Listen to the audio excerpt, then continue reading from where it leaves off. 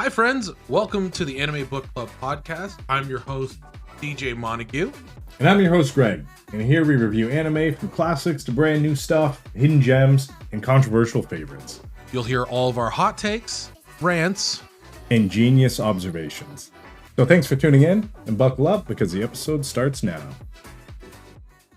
By the way, friends, these episodes contain spoilers, so be careful and don't ruin this anime for yourself. You've been warned.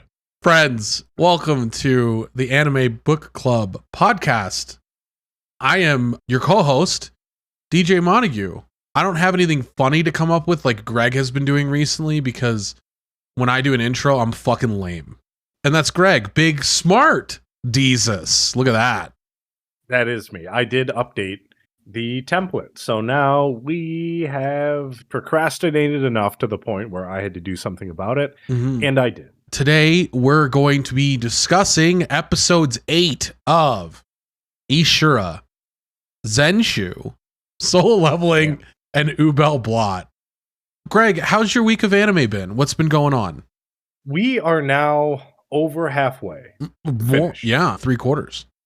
So I don't know if this is the curse of the 12 episode season.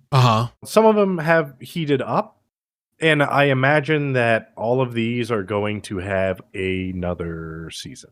No. If they had a choice, I think they would. But some of these will not have a second season, but for different reasons than these other ones. Well, okay. That idea is that, of course, because you always want to make more money or have the chance to make more money. Or it takes time to create the content. No, because Ubel Blatt would have had a great first season if they didn't decide to shit all over the bed and then flop around in it like a fucking dolphin, dude. I'm tilted about Ubel Blatt because I've read more of the manga and it's still good. And it's like still really cool to look at. So whatever. Maybe it's just in my head. But like Zenshu to me is like a little bit better. Zenshu's been good. It's been all right. It's been a better couple episodes recently. Yeah. Ishura is like hilarious. Like, what the fuck is happening? That's one that I was worried about because we're a third of the way through. We have 3 more episodes to, I assume, get to the Royal Games. So are we either going to introduce 3 more characters or are we actually going to continue the story? Dude, I don't think we're going to continue the story. No. I think we're just going to continue to talk about random characters that don't matter. 100%. I really fucking wish that they weren't dedicating whole episodes to characters like Urok. Oh, whatever, dude. We'll get to it when we get to Ishura. We're switching around Solo Leveling and Ishura this episode so that Greg can really heat up with Ishura and give you the unbridled fury. I was unfairly passing my judgment onto Solo Leveling after, what would you say, traversing the hellscape of Ishura. So I passed some of that negative energy over to Solo Leveling, which I don't think is fair. I still don't think Solo Leveling's like 10 out of 10, but I think I was projecting more negativity onto Solo Leveling unfairly because I had to talk about Ishura first. You were waffle stomping through the shit yard that is Ishura. That's what it was. I combined 2 memes into one. 2 old memes. What were the old memes? It was one was blue waffle and the other No. The one was Lemon Party? a waffle stomping poop and stomping the yard. Oh, okay. Yeah. Nice. Sorry, everyone. Anyways, Soul Leveling, it's like chill. It's vibing. We're hanging out. And I soul leveled all over the place. That show is literally like, I assume that is the male fantasy, the TV show. That is literally what we're watching. I mean, there hasn't been any romance yet. If you really think about the male fantasy, you're like, I want to go on an epic crusade to beat up a demon lord. They're nowhere in there are you like, and fall in love with a beautiful demoness maiden. No, you're like, I want to do dope shit the whole time. And then some girls in the corner are like, wow, can I hang out with you? And you're like, no, I've got other dope shit to get to.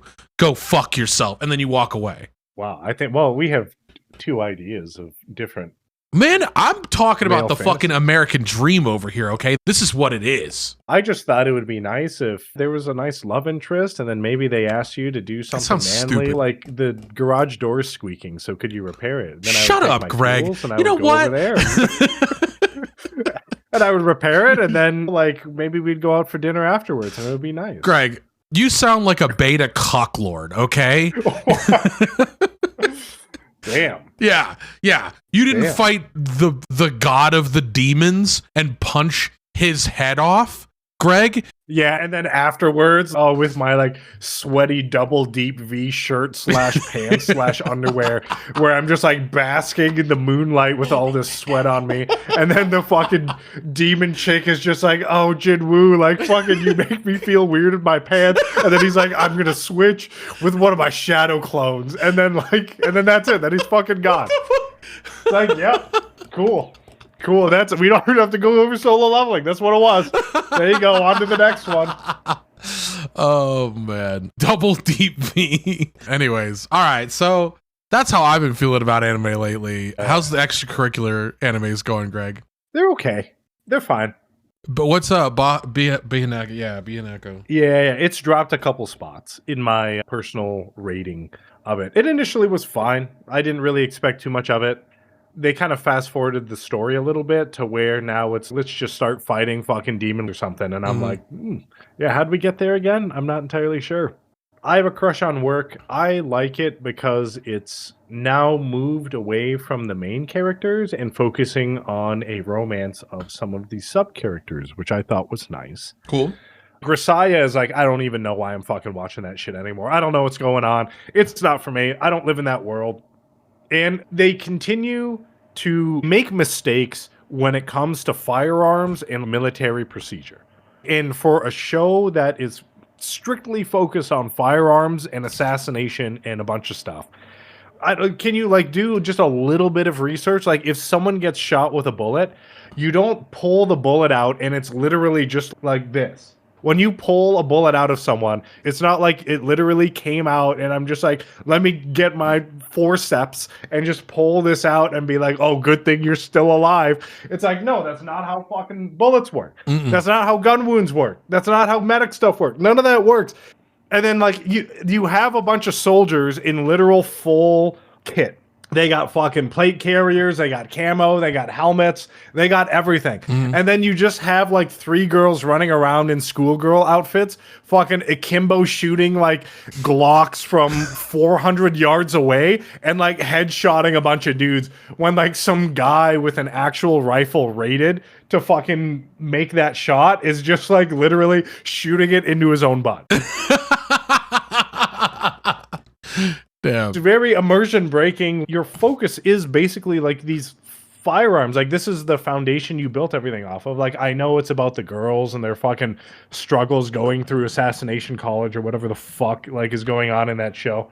But I wish you would just kind of do a little bit of research on how the world you're creating this anime in actually works. I see. What else do I have? Oh, Guild Receptionist, still bad. Welcome to Japan, Miss Elf. Now they're at the point where they had the initial novelty of how the dude's power worked. I'm just going to give a little spoiler. So everyone that is watching the extra credit, welcome to Japan, Miss Elf. Please be aware that this is about to get spoiled. Okay. Very quickly, though. I'm not going to go like super deep. Yeah. But basically, the guy's power is he goes to sleep and then he wakes up in like a dream world. So he would go to sleep and he would hang out. And it's like, cool, that's awesome. Uh-huh. He figures out he's not going to a dream world. He's actually going to another world. And whatever he's holding, I guess there's still some like rules on what he can and can't bring back. But apparently, like, if he's holding another person, he can bring them back. So the whole point of the Welcome to Japan Miss Elf is this girl he hangs out with in, like, whatever, the dream world. He brings her back to the real world by sleeping. And then now they're basically like mobbing around Japan and he has his 9 to 5 that he does. And then they go fucking travel the world and hang out and shit. And then in the latest episode, they decide to bring someone else over. So theoretically, this guy can invade the country, with like fucking monster girls if he wanted to. The novelty of his power is like, okay, you're breaking it a little bit because technically now, if this fuck goes to sleep with like 100 people in his arms, they're all gonna fucking show up in Japan and like fucking do whatever they want, I guess. Wait, so when he wakes up and they're in Japan, they could just do whatever, right? And then he can go back to sleep by himself, touch someone else in that world, hold on to someone else in that world, and then wake up again and bring him to Japan. And now he's got 2 people in Japan, right? Or does the other person disappear? They've only done it where now he has a girl in each arm and he falls asleep. And now they're both there. They haven't visited the whole, like, I'm going to sleep, grab someone, wake up, sleep, grab someone, wake up, and just chain bring fucking people over to Japan. But theoretically, like, I think that that's fine. They have alluded that he can't bring anything over and he can't bring anything back that isn't either food or a person. The story is about the guy, and he makes himself a fucking lunch. He puts it on top of his fucking bed. And then when he goes to sleep, his lunch fucking shows up in the other world. And then he, like, introduces Japanese cuisine to these other fucking... I hate this show already. People inside the mad. show. And then they're like, oh, Japan cuisine is so fucking good. I'm just a fucking powerful dragon, and you gave me some fucking katsu. And it's like, this is the best thing I've ever had. Here, have one of my dragon children. Yeah, I don't know. It's fucking fine. Sakamoto Days is kind of weird, too. So pretty much everything is just hitting straight up mid. Besides the hidden extra credit of 100 Girlfriends, nothing else has basically hit super hard. Yeah. I spent way too long on that. We're living that life. And it's our show. We could do whatever we want, Greg. Did you know that? It's my party, and I can cry. Dude, you can openly weep on stream. You wouldn't be the first. You won't be the last. Maybe if we watch Dan to Dan, that might happen. Yeah, buddy. Or either that or like Made in Abyss. Oh, God. Made in Abyss. That's a tough one. It's a toughie. So, friends, let us begin with our best show ever created, Ubel Blatsky, The Blottening.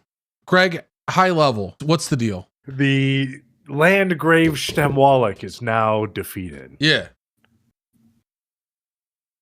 That was it. That's it.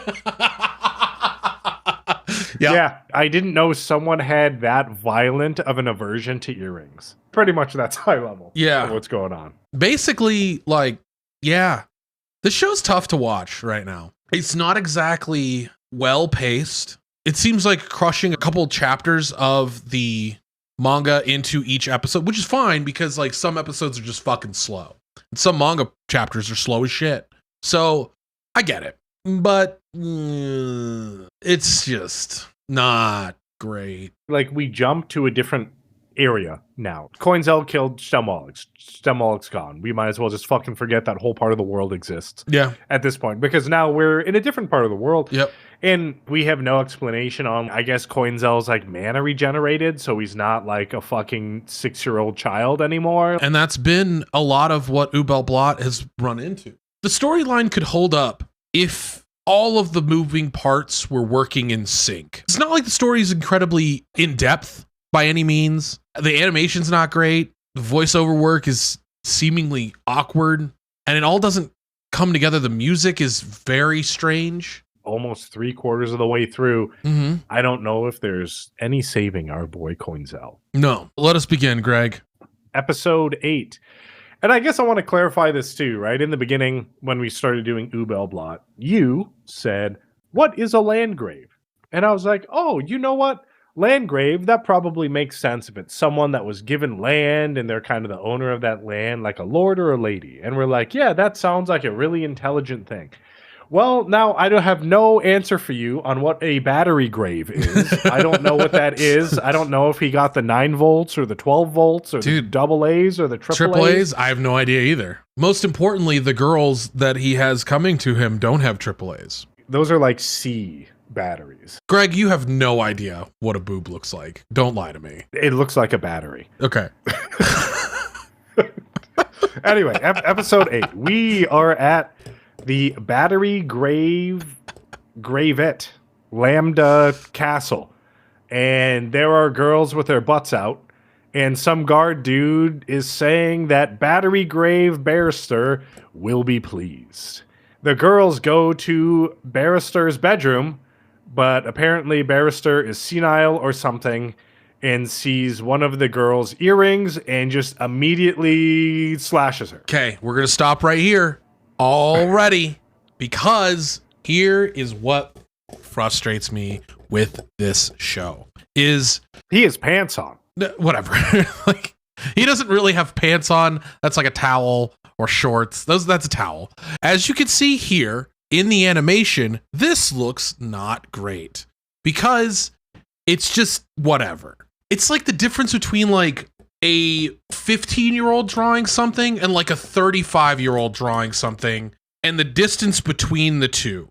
Because here you have the manga panel. It is a fucking night and day difference between these two. And it's frustrating because the detail, the craziness in his eyes, you get all of that information. You get his insanity. You get the teeth gritting. This motherfucker is just like, in the anime. He's just having a good time. And he's fucking jacked, dude. He is shredded. He's shredded in both of them. But he looks like more emaciated here. Like he looks like he hasn't been eating, even though he's decently built. He looks like he's been struggling because he's scared. You get all of this information from one panel. And then this guy, he's like, this has been a sick day. I love cutting prostitutes in half. This is diet. See you guys. Look at his arm extension on that sword too. Master swordsman at work. But in my note here, I have, it's not even the fucking girl's fault. She didn't pick out that outfit. No. If they knew that that fucking earring shape would make him go crazy, why would they fucking assign that outfit to these fucking girls and then just have them die? That poor girl had no idea if she puts on this Illuminati earring or whatever, like she's just gonna get slashed in half by some crazy dude. I don't think that anyone knows what's going on because obviously he's losing his mind and you can kind of see that later in the episode when they're like, hey man, you're next up on the list. Your country's the closest. And he's like, what? Wait, what do you mean? Yeah. You know, it's whatever. But okay, so Barrister is like Walsh, which is the guard guy from the beginning that brought the girls. He's like, look at this earring. She came to assassinate me. And Walsh is like, man, dude, you're fucking nuts. But you're right. Oh man, look at that. That is a ring of assassination. You're so smart. Only one of the 7 heroes would be able to sniff out an assassin such as her so astutely. So we get that. It flashes back to 2 weeks ago at the Imperial capital, Chazalian. No, dude. I looked at it and I was like, nah. Sizlalan. And the other 6 heroes are standing in front of the king. The king tells them that Shtemwalk was killed by the hero killer, and he wants them to find him and deliver justice. One of the heroes is Barrister, and one of them says, hey, boy, looks like you're next. You're in the path of the fucking hero killer. And Barrister is like, I'll show him. First of all, he's killed one dude. We don't know what path he's going for. He could be going end to end and then coming to beat in the middle. Who knows? It's not like he's fucking running up the countryside. I know statistically it's like easier to go from like one area to the next, but who knows? He might be trying to have a good plan. This guy was just like, hey, bro, you better watch out. He killed the guy next to you. So I guess that's the theme. It's like these heroes are actually like bad. By bad, not just evil bad. Like dude, they're actually just... They're terrible. They have no skills. It's so silly because like obviously you have this world that they've created. You had 14 and 7 of which 3 died and 4 betrayed, quote unquote. When the 4 actually won their war and did their thing, and then they come back and they're like, hey guys, like we got peace. And then they're like, these 7 assholes are like, it's time to murder. Like, are they just like the rejects of the 7 that did all the cool stuff? Because like you assume that they're definitely powerful enough to run a country or defeat most people that are in the country in one-on-one combat. I hope they explain it a little bit because in the flashbacks with Shtemwalak, we know, he was like a stonesmith and Asher looked up to him because his swordsmanship wasn't too bad. And like, they seemed like decent dudes in the beginning. So I wonder what happened like later on where they decided that they're going to let greed take over and go crazy and then kill for their comrades. Was it the Demon King was whispering voices into them? Did they like what's the reasoning behind it? Why did they turn so bad? All I have is that they dismembered Ashert, which was literally like They cut his arm off. they cut off one of his arms and then they all just kind of like Yeah. mincemeated the single arm. Yeah. But other than that, why did they do what they did? Why are they doing what they're doing now? It's just very. I get the high level story of the Coinzel revenge, but there's no depth to it for me. I understand you're getting revenge, but it sucks that these dudes killed you. And they sound like pretty shitty people. But I guess I would like to know a little bit more why they're shitty, besides Stemwallach having a tentacle monster touch Sharon, and then bearded guy just be like, oh, such good specimen. And then Coinzel just like kills him as he's jerking off. I Yeah. want a little bit more than that. I agree. That's, again, why I feel like they're just breezing through this. Because we missed 20 chapters to start this story. Just gone. So, cuts to Battery Gravate, Lemda village of demi-humans. And Barrister's soldiers are killing everyone in the village and pillaging, and they take a little girl in for questioning. Some village elder guy is like, hey, why are you doing this? And then soldier guy was like, oh, the hero killer might be hiding in Lemda, and they hear he is a demi-human. And then they perfectly describe Coinzel, where they're like, he has like fucking blonde silver hair. It's long in braids. He's shorter and he has a scar over his left eye. Coinzel literally walks in after they described him in detail.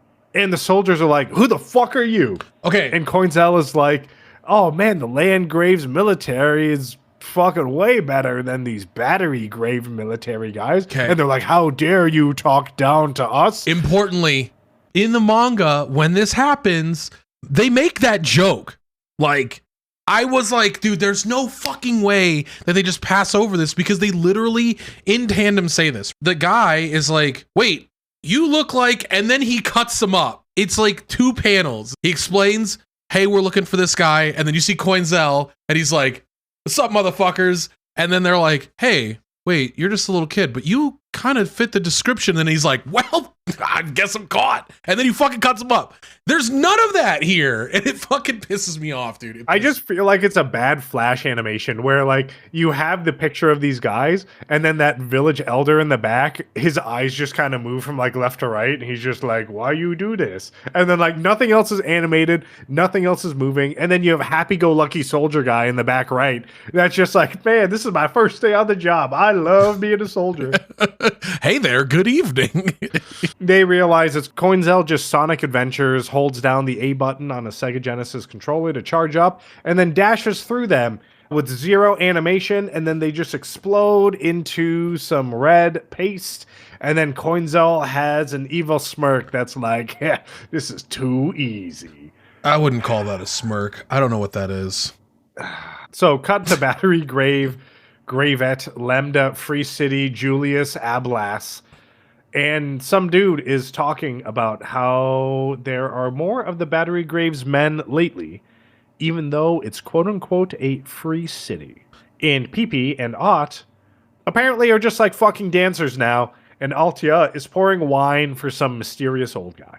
The dancing show is over, and Altia goes to the girls, and Ott is like, why are they cheering for this G-rated show we just put on for them in barely any clothes?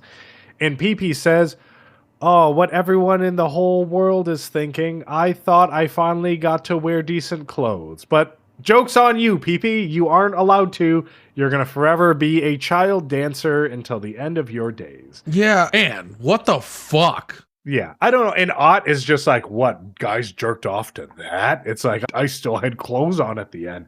What weaklings? And I'm like, cool. Ott, I this couldn't. is great. I couldn't with that. With this whole episode. It's silly. Okay. They go in the back, and Altia is talking to Titrea. Titrea is her name. And they seem to know each other, and they're working so they don't feel bad about the free lodging that she's giving them. And PP blames Coinzel for leaving them there. She's like, oh, Coinzel, you're making me wear these dance clothes and dancing in front of grown men as I'm a child. The manga is exactly the same for that, so I think it's also stupid. Yeah, it's fine. It's fine. Whatever. Coinzel is cross-dressing again and wearing makeup to cover up his scar. Yep. And a courier is like, here's the goods you requested, ma'am. Which is a map. And Coinzel is like, hey, yo, bitch, the top half of this map is missing. In a completely male voice. He didn't even try to disguise his voice. Hey, the top half of this map is missing, bro. And this guy's like, ma'am, do you have something in your throat? Are you okay? The guy says that the Battery Graves new castle was constructed in the north, and they are banned from creating any map with that area in it.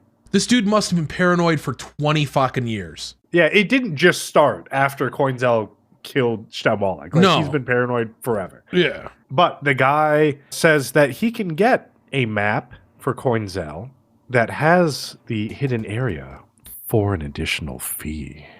Why did he say that in the fucking beginning? Coinzel was like, nah, I'm good. He's like, nope, don't even bother. So it's like, I don't know. I guess this scene was there just to show that Barrister has been crazy for 20 years already. But I don't know why they made it such a long scene where it was like apparently Coinzel got multiple maps.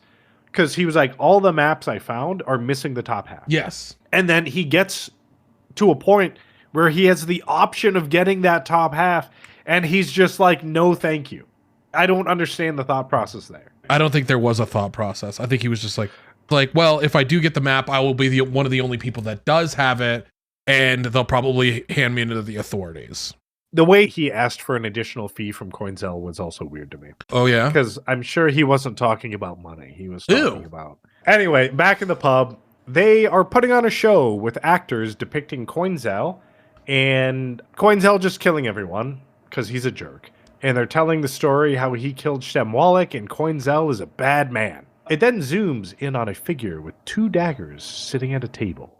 Some soldiers in the audience are like, this place sucks. How dare you act out the death of Landgrave Stamwalek? I came to see the asses of those dancers that are the talk of the town. Is literally what he says. I feel bad for the stage manager guy because he's just like, I don't know, man, it's a play. Fucking, what do you want? This is on the schedule. Did you review your pamphlet? The soldiers are like, no, I'm here to see ass only. I only want ass. Yeah.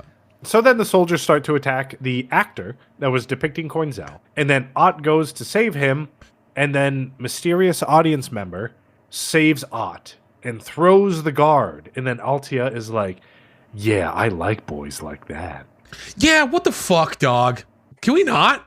Well, I mean, they're keeping the continuity here because she said the same thing about Coinzel. Dude. Sick continuity. The mysterious guy is like, oh, Ott, you danced for us earlier. And it looked like a martial arts dance, but I don't recognize it. And, I just thought it was very interesting that you performed that dance for us. And they start hitting it off. So Ott is just like, oh, dear me, mysterious guy.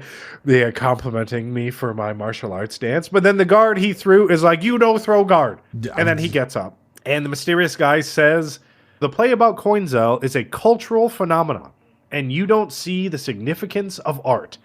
And then all 3 guards attack him.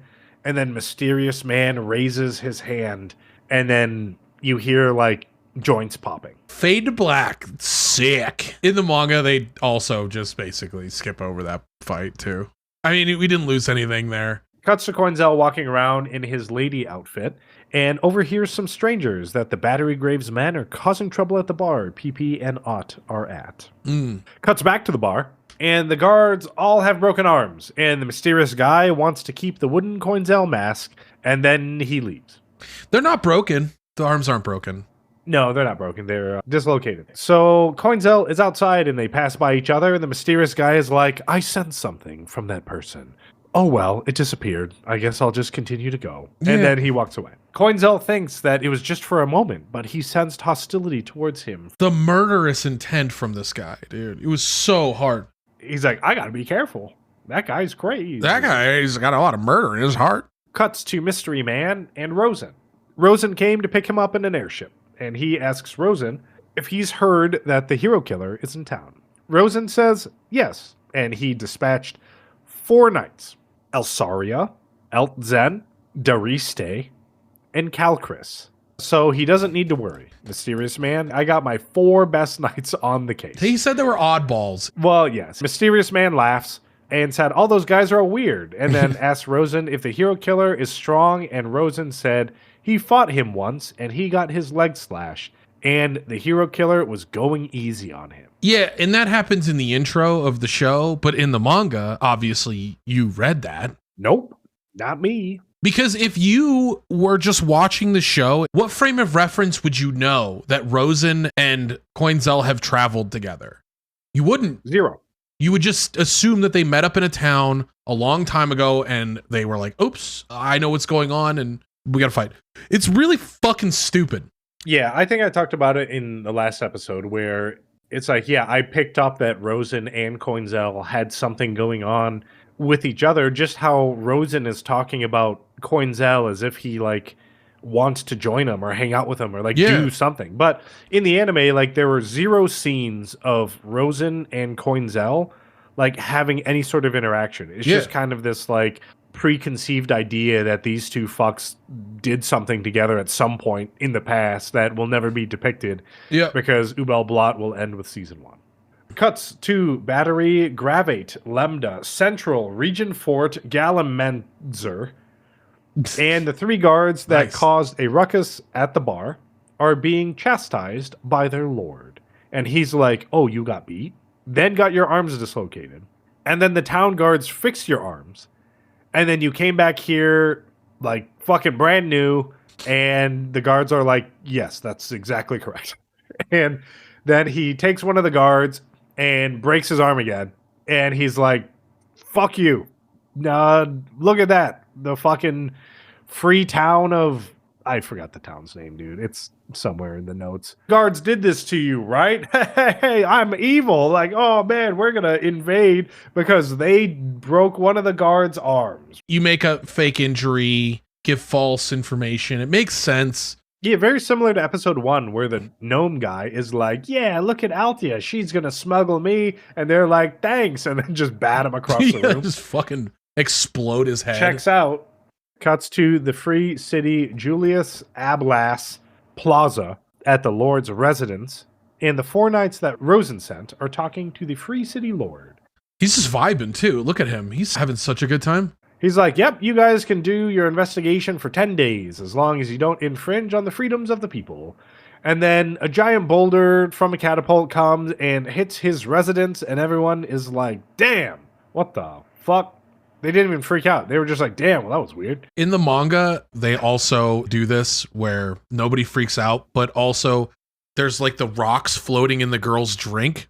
So I think that's funny that nobody gives a shit that this guy's half of his house just got fucking exploded. It shows the Battery Graves army, and they are suspecting the Free City of harboring the hero killer, which is why they attacked. And they said they want to sweep the city, but the 4 Rosen knights step up, and Elsaria introduced herself as Elsaria Ranclave, the daughter of Elector Archzalt Ravenclave. And the soldiers are like, oh shit, I know that guy. The Free City Lord guy narrates that the Ronclave is one of the families that will elect the Lord who will become emperor, and Elsaria is the knight employed by Glet. Yep. So these guys are big. They're very high in the military, but also so much exposition for stuff that doesn't really matter. Back on the airship, Mystery Man asks if the 4 knights are strong, and Rosen says, not as strong as you, Mystery Man.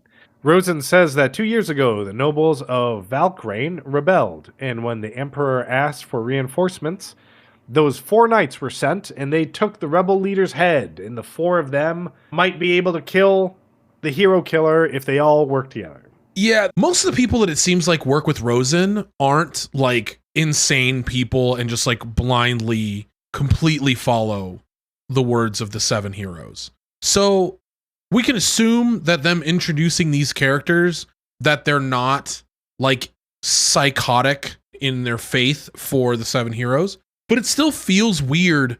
You're introducing these characters in a world where Coinzel's trying to kill anyone associated with them, with the 7 heroes. How do we get to the point where we like them? I don't really understand it. I don't like anybody. And I think that's the point. I think that's the actual point of the show is you're not supposed to like anyone. You're supposed to hate everyone. PP's comedy relief, and everybody sucks. Mystery Man is like, okay, that's cool, but I want to kill him by myself. PP is chilling, and then the four knights bust into her room, and they're like, damn, he's not here. And one of them is using a fairy that can detect fairy blood, and that fairy is named Sufi. Question. Again, very iconic pictures. I want you guys to look at this picture in comparison to this manga panel. It really frustrates me how this is like a 2D side panel image, and then this is like 3D, like we're looking almost like a isometric view of the battlefield, giving context to the speed and power of this girl. I feel like the person that did the illustrations as manga just like loved that shit. He was like having the best time. And then the people that did the illustrations of the anime were like, this job sucks and I fucking hate it here. Well, you know who else wasn't having a good time? You. Pee-Pee. Oh. Because she was just hanging out in her room, just Okay. like, oh Yes. man, I got to put on my dancer clothes to get ready for work because this is my life now. Yeah. And then 3 people bust into her room Four. without asking. 4 people. 4 people, sorry. And they're like, is Coinzel here? No? Oh, fuck. All right. I thought we were close. I guess not. Anyway, they have a fairy that can detect fairy blood. Sufi. The one glasses guy then nerds out about Pee-Pee and says that Miriel race of people can interact with the Hotch elf using spiritual communication. Yeah. So he's just like, oh, you prime specimen, Pee-Pee. I love it when you wear dancer clothes. And then Sufi the spirit reacts to something else and they leave. And Pee-Pee is like, I gotta tell Altion, crazy. Yeah. Coinzel is just walking around in his drag getup still. He hasn't changed for like 5 days. And the 4 knights find him, and Elsaria is like, time to fuck. Shouldn't say that. She says time to fight, but yes, it's basically. Yeah. So there you go. The show's Snoozapalooza. I'm really sad because I thought Ubel Blatt could be cool. Just thinking about everything I just said in the past like 30 minutes, Mm-hmm. like it makes me sad too.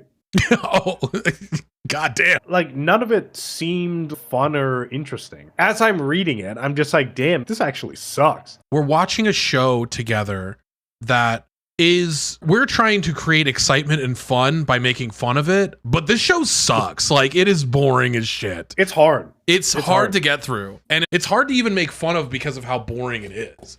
Like we know that Ragnar Crimson was terrible front to back. I'm just trying to think like to be constructive criticism, like no shitting on it. It's kind of like, how would you fix this problem besides giving it to another studio? Just in general, How would I fix it from here? let's take their beginning, because yes, they did cut out, as you said, 20 chapters. So let's not worry about those past 20 chapters. So if you were handed this pitch of Ubel Blatt, how do you think you would have handled it with the same restrictions that the current studio has?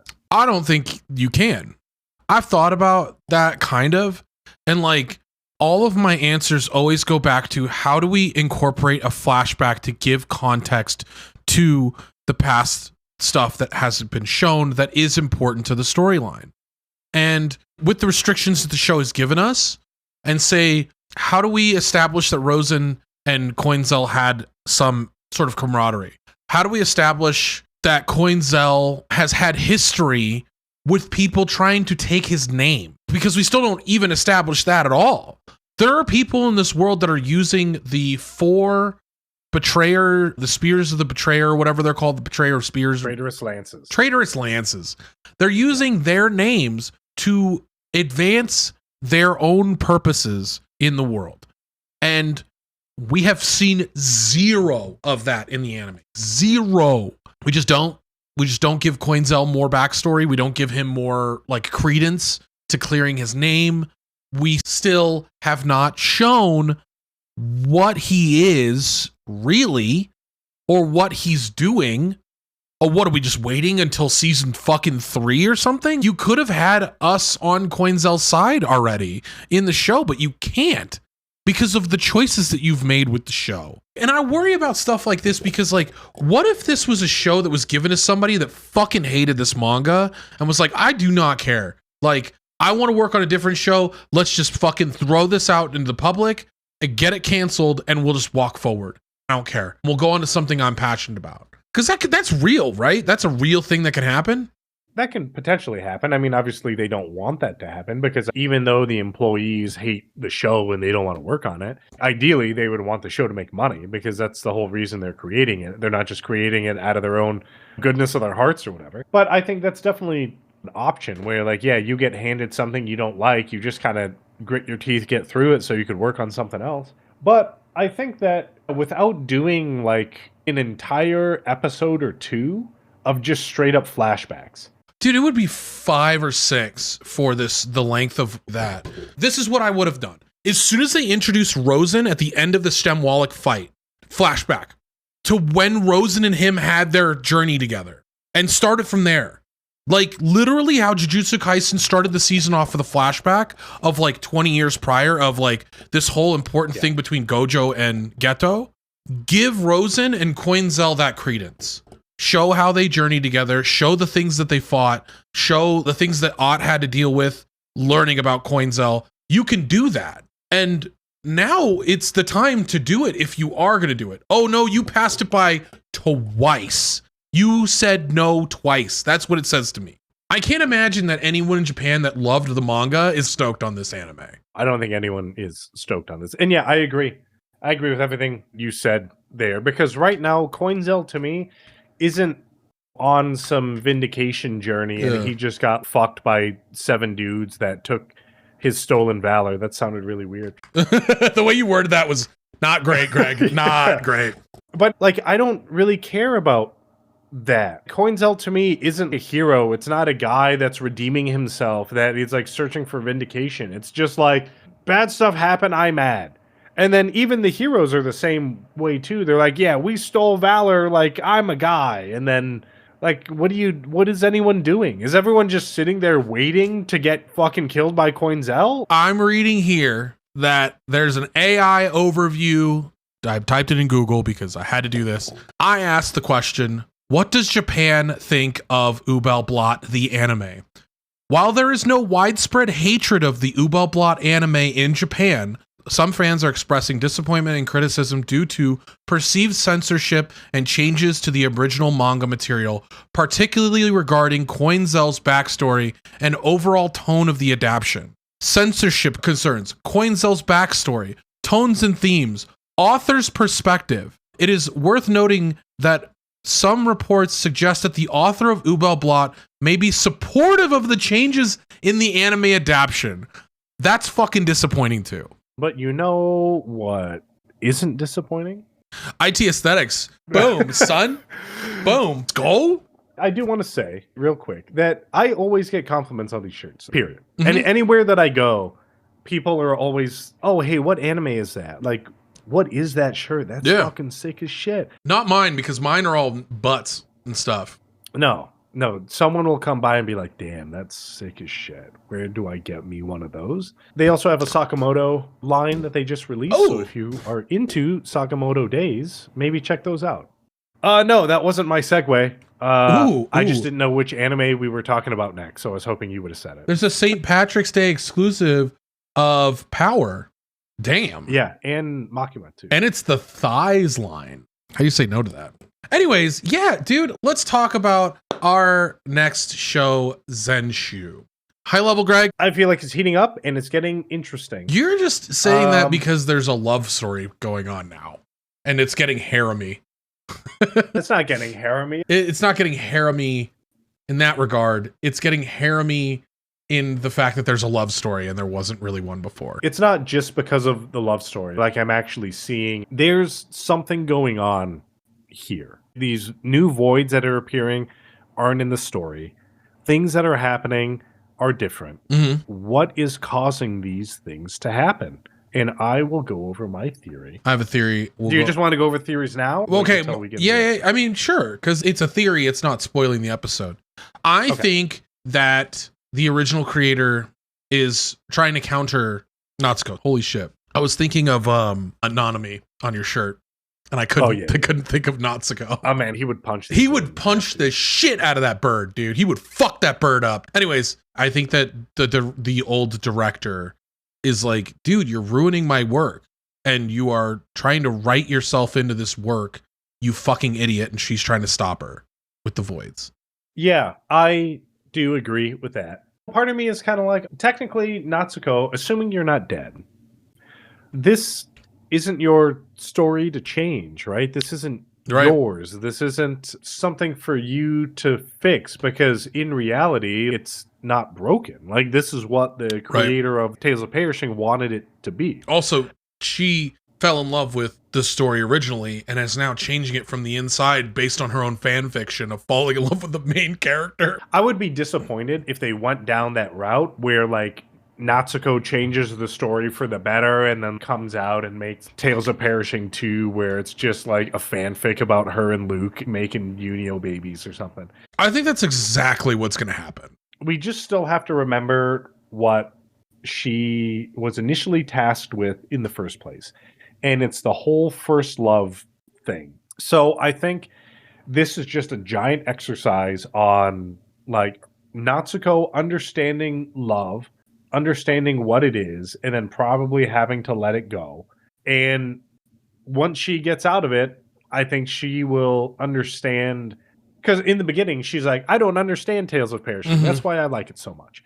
So I think at the very end of this, she's going to come out of it understanding what Tales of Perishing actually is, and leave with an idea of what her first love is, which is Luke and Tales of Perishing in general, probably. Because if you look at episode 7, when she was having all the flashbacks of those people, she broke their hearts because she's like, I just want to draw. Squeeing. They're squeeing. But that's it. Someone that has drawn and dedicated their lives to something like that would arguably say that they love that thing.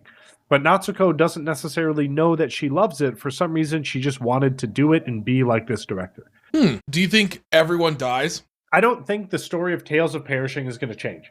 In general, like how it's going to work, everyone will probably die.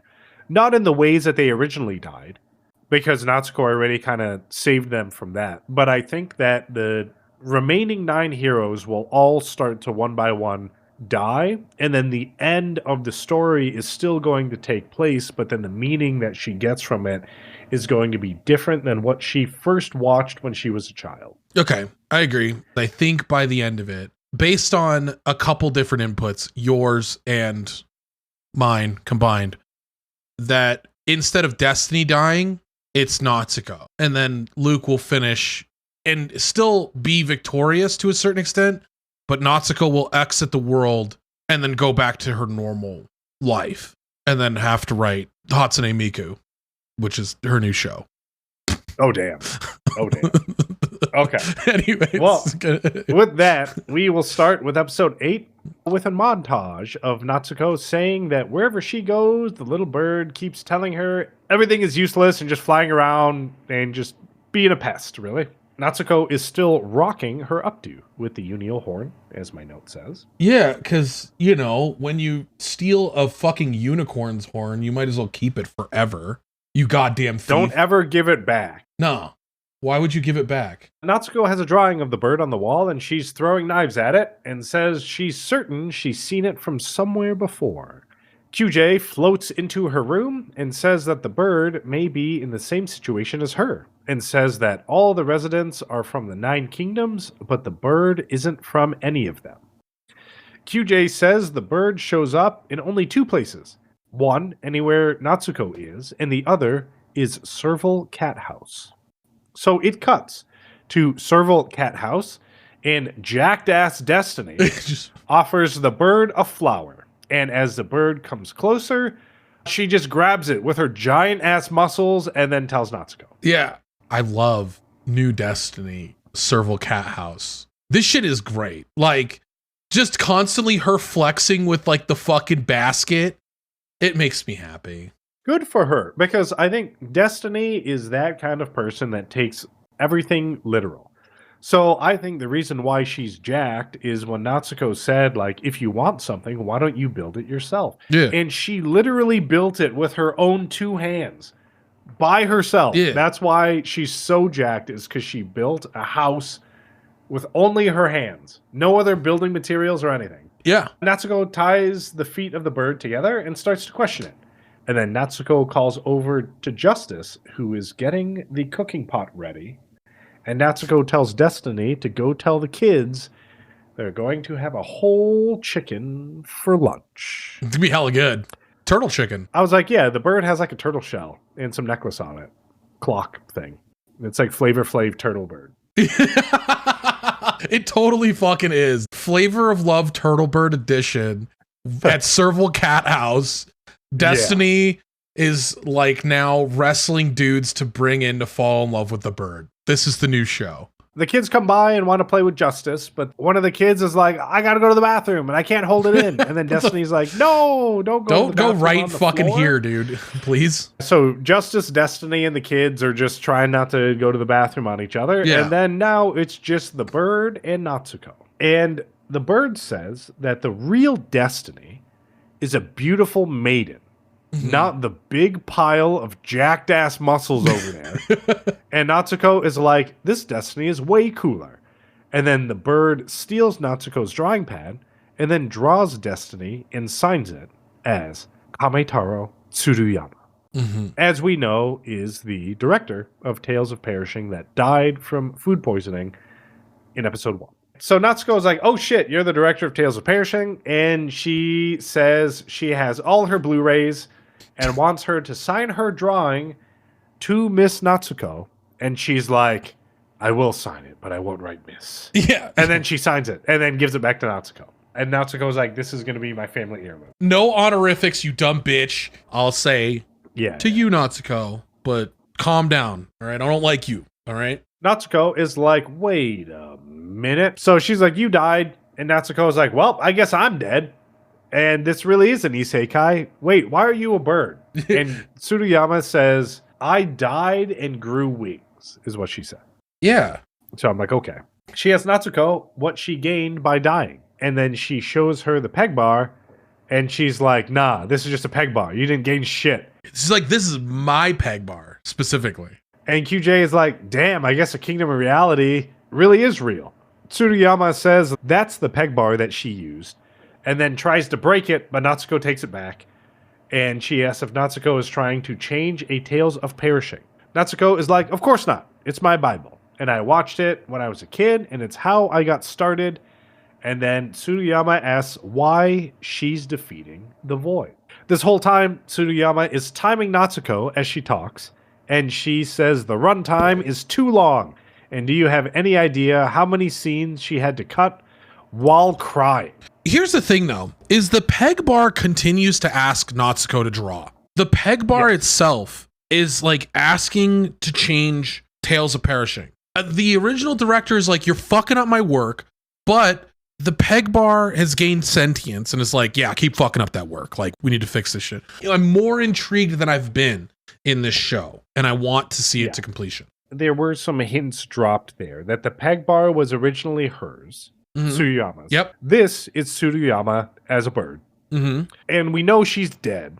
I feel like she's in this world that Natsuko is in. And maybe the bird form of her is her original director form that died of food poisoning. When the peg bar is her like actual animator's soul that wants Natsuko to make something out of this thing that she really loved, but wasn't able to make it how she wanted it to make it, I guess. That makes sense.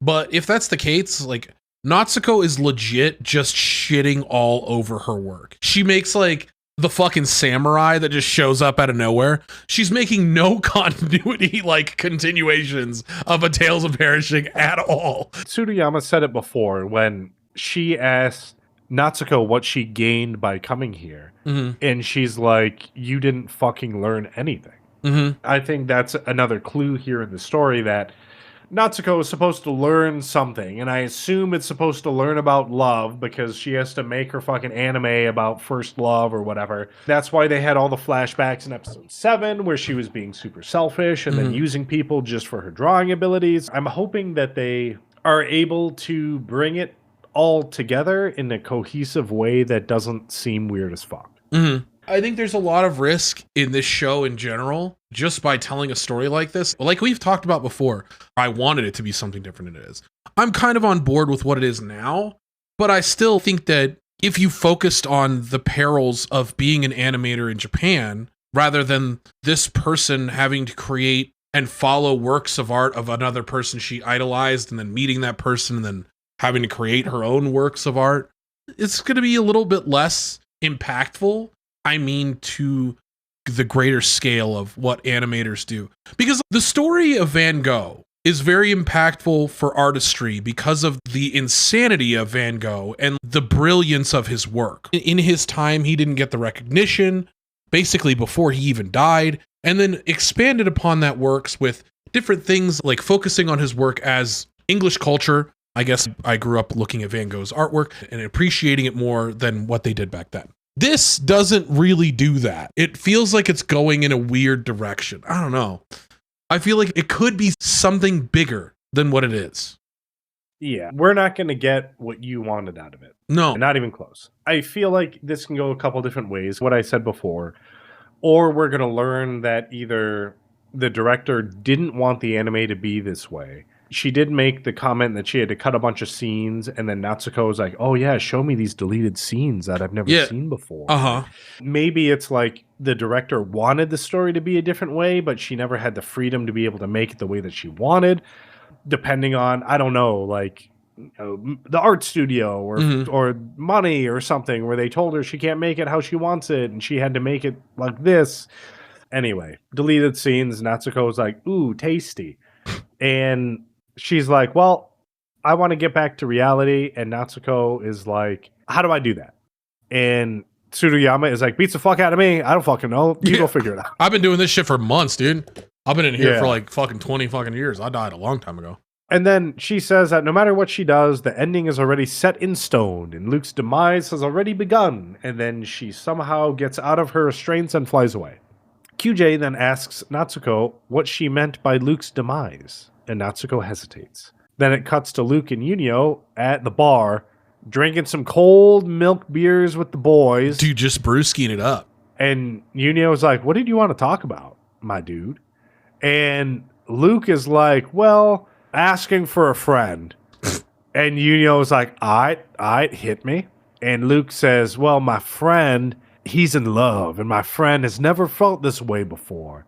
And they don't know what to do, and they can't concentrate on anything. And Yunio's character, like, fucking smudges out of the frame, or whatever the fuck that is, like, that you have up there. Yunio's like, man, how far have you guys fucking gone? And Luke is like, nothing, bitch. Third base. And Yunio's like, are you dating? Giving each other handies. Oh, damn. Yeah. And then he's like, no, we're not dating. And then Yunio turns back to normal, and he's like, oh, that was a close one. Woo. And then he starts drinking more beer. And Luke is like, I'm thinking about marriage. And then Yunio's like, oh, fuck. Instantaneously goes to marriage. Good guy, Luke. So Yunio's like, no, dude, that's a fucking terrible idea, which he's right at this point, I think. Yeah. Then Naomi rolls up and is like, yeah, man, have you even talked about your feelings yet? And if you suddenly ask her to marry you, then she'll fucking think you're crazy. Yeah, and you are. And then Luke is like, feelings. Okay. And then he gets up and walks away. These are feelings. I should go tell her 100 times. Natsuko is sitting at the Yunio statue thinking about what Tsuruyama said about the ending already being set in stone. And she thinks that Yunio didn't die and Destiny isn't going to die because she's so jacked.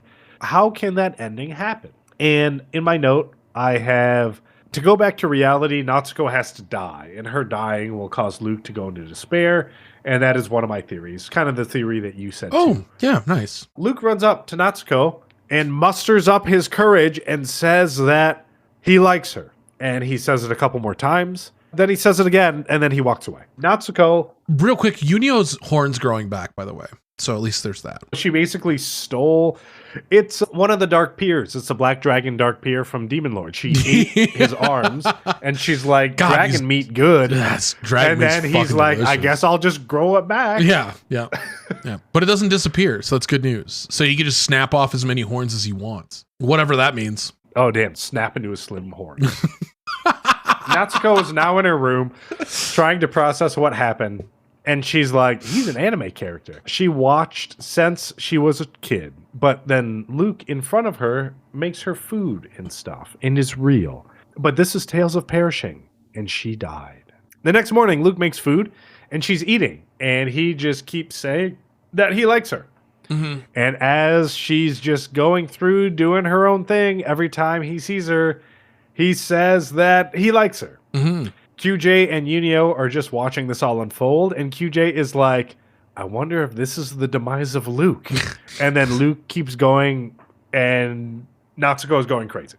So she's just like, this is fucking nuts. Luke is visiting the 9 soldiers' graves, wondering if he did something wrong.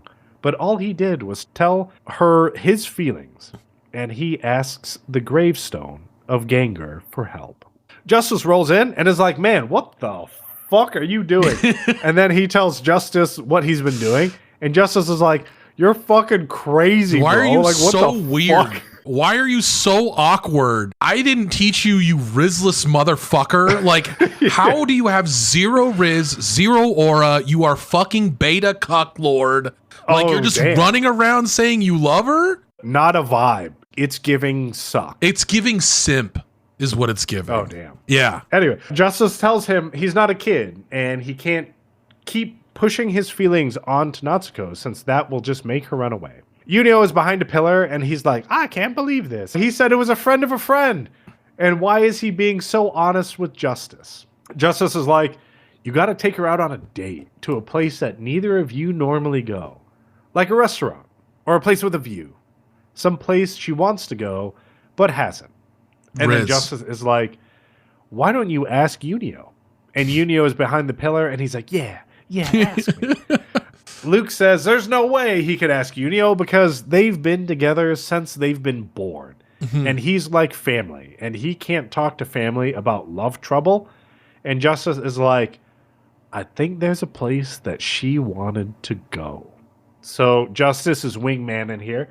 Giving out the good ideas. And Yunio's actually happy at least about being called family because Yunio's been pretty left out recently. So, hey, where's that one elf chick? What's she been doing? Memlin probably just in her room geeking out about Utaman or whatever. True. Sir Exister. Yeah, there we go. That's what it was. Luke goes to Natsuko's room and knocks and asks if she wants to go to an onsen. Mm-hmm. It's far away, but they can go together.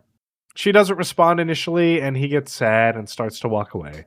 But Natsuko opens the door, and she's like, onsen? Did somebody say onsen? And so they go by camel to a hot spring in the middle of the desert. She's been gradually regressing as Luke has been continuing to bombard her with his affection via words. Yeah, like obviously here, Natsuko's an introvert, Luke is an extrovert. But I don't think she's regressing specifically because of Luke. Yes, it has it doesn't help effect. But I think she's also thinking about what Tsuruyama said about the ending being set in stone. Yes. So, yes, she's doing all of this fun stuff with Luke and he loves her and all this shit. But at some point, it's all going to end. Yes. So I think she's kind of wrestling with that idea is one of the reasons why she's regressing back. Yeah, but he's also like, I'm in love with you. I'm in love with you. Just so you know. Hey, wake up this morning just so you know I made some bacon and I'm in love with you. It's nice, I think, because this guy, all he's known is fighting. Since he was born with a sword in his hand, and all his existence was to chop up Void.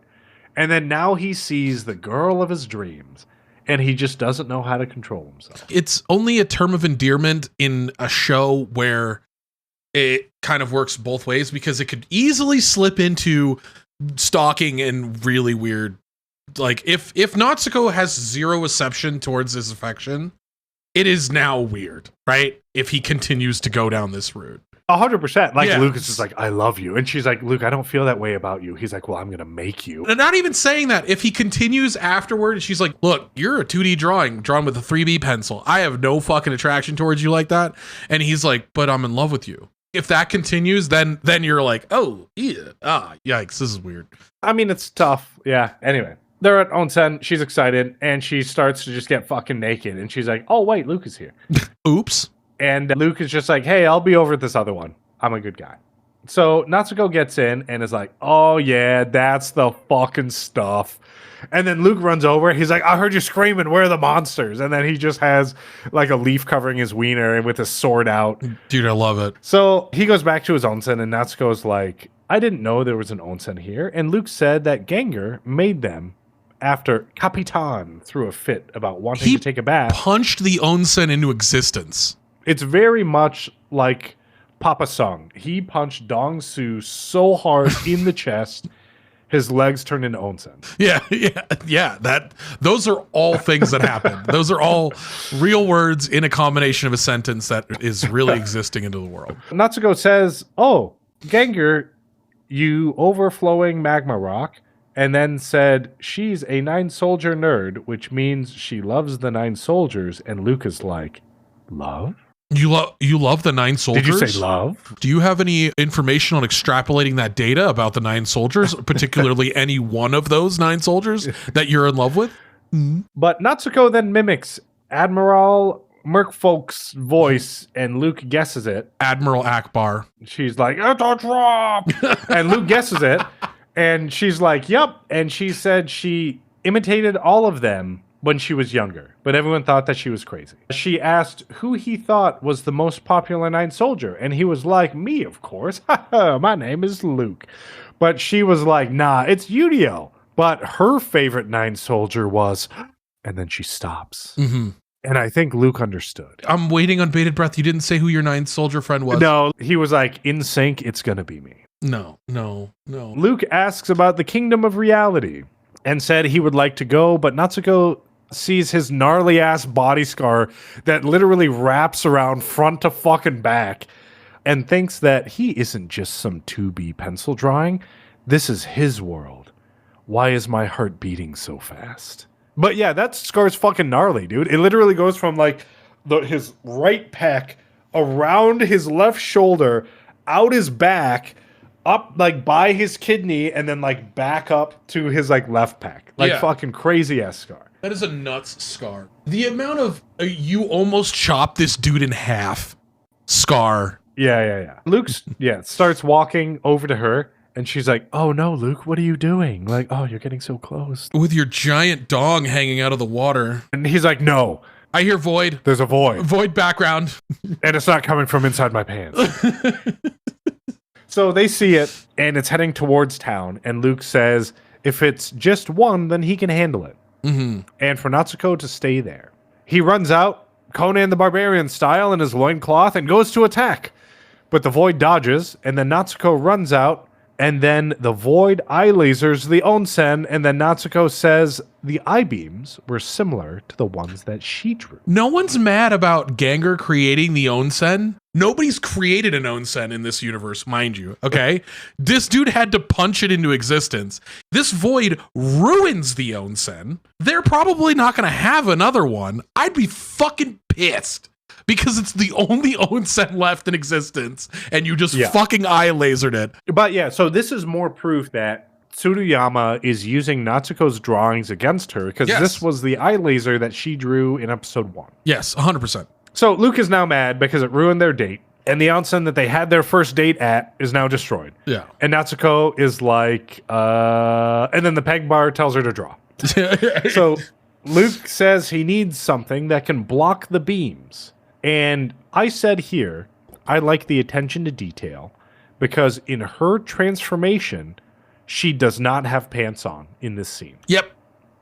It was pretty silly. I was like, damn, I'm glad that they aren't literally copy pasting this transformation scene. They actually took a second to be like, okay, she doesn't have pants on because she was swimming. Now she has no pants. Let's go. And then she draws a Gundam called a Mobile Fighter. Ikudas. Nice. And then they have a beam battle.